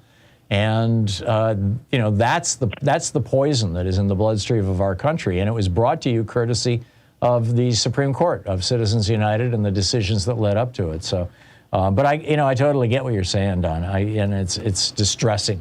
Thanks for the call. Ed in Belfair, Washington. Hey, Ed, what's up? Hey, hello, Tom. I wanted to talk about these commercials that are on TV. The one they got running here in Washington State, Citizens for Sanity. I looked it up, and it is that crony or that supremacist guy from Donald Trump's administration, Miller. And I read about all the people that are supporting it. Yeah, he's the one that's behind those commercials. And it's just a racist. They're just the most foul, racist commercials on TV right now. Who are they advocating for? Republicans. They're all about. This is the guy, the person who's running against Patty Murray, or is it just generic Republican? Tiffany Smiley. Tiffany Smiley is another. They lie. The commercials they put on are just nothing but lies. It's unbelievable what they get by with. Well, it's not illegal in the United States to lie about politics. Yeah. But if I may, Tom, can I interject with Kroger buying Albertsons, which is Safeway? We need everybody that's listening in an earshot to call their representatives and their senators and tell them they don't want this merger to go through. It's nothing but a ply on working people and to get rid of the unions. But thank you very much, Tom, for all you do. You're welcome. Yeah, I'm with you, Ed. Not just get rid of the unions, but also to concentrate market power so that they can eventually raise prices and increase profits. I mean, that's why all these guys do these monopolies, is to basically get rid of competition. Ed, thank you. Carla in Petaluma. Hey, Carla, what's up? Hi, Tom. Yeah, this is Carla. Let me put this on mute. Yes, I'm calling because I am a retiree, and and Medicare is our primary, and we are, of course, United Food and Commercial Workers for many, many years. We are right now in the middle of open enrollment, and I found out that they are trying to switch everything over. We got switched to just like the gentleman in Delaware, his wife, with regard to the Was this the state or was this the union? This is the union, the United Food and Commercial Workers. Oh, my God. We had no vote about this, and the last call we had a very good suggestion. I'm also going to call, because my husband retired out of, it was Albertsons, and it was Lucky, and I guess it's Kroger now, whatever. They own Safeway. It's just a big, and also I did call, I called in on one of the programs, and who was on it? He was the gentleman that was with Cigna. What was his name, Potter? Yeah, Wendell Potter. Wendell Potter, yes, and he recommended that I call Ro Khanna and let him know that. Yep. And I'd also like to give a Medicare number, which is great. It's 24/7, and they will be honest with all of your answers. And I didn't even have to wait, and I've called them like 50 times already. I'm really upset about this. Yeah. May I give you that number? Sure. Okay, it's 800-633-4227. Okay, let me toss out the caveat here that I don't know Carla and I don't know what that number is. And this is straight to Medicare directly. Okay, I hope you're right, Carla. I hope you're right. Carla, thank you for the call. I'm trusting you. Thank you very much. One more thing. Yeah. I am a poll worker, and regarding, we don't know how a lot of the justices are on the ballot, but you can go to in Sonoma County, socovotes.org. Oh, and see if your ballot was received and recorded? To see, were these justices, because we have a lot of candidates for the judiciary position. To get a voter's guide. I get it. Okay, cool. Carla, thank you very much for that. Christine in Burbank, California. Hey, Christine, what's up? Hi, I'm calling and feel like I'm a victim of the Michigan State employee, public schools, judges, state police, National Guard. retirement system because for 7 years I've been on the what I call disadvantage program. And, again, we were never educated. I retired, and you just automatically got put on this program. It's a Medicare Advantage program? It's a Medicare Advantage. It's a Blue Cross one if you need to know any of that, but they're all the same. But here's the deal. The number that the previous woman just called you is the true Medicare number because I just called them. I had less than a 15-minute conversation with the sweetest woman that was so knowledgeable. It took me less than 15 minutes to go back on regular Medicare. Wow. Do you have that number, Christine, real quick? 800-633-4227. 633-4227. And she helped me get she helped me get a prescription program and also gave me information about Medigap programs in less than 15 minutes. Okay. Christine, thank you. Thanks for that information. And thank you for being with us today. We'll be back tomorrow, same time, same place. In the meantime, don't forget, democracy is not a spectator sport. It requires all of us, and that includes you. And there's so much you can do right now in the just couple weeks here before this election. So get out there, get active, tag You're It. Check in with your local Democratic Party. Check out indivisible.org. There's a lot of other great organizations. Do it. We'll see you tomorrow. You've been listening to Thom Hartmann. For audio and video archives, visit thomhartmann.com.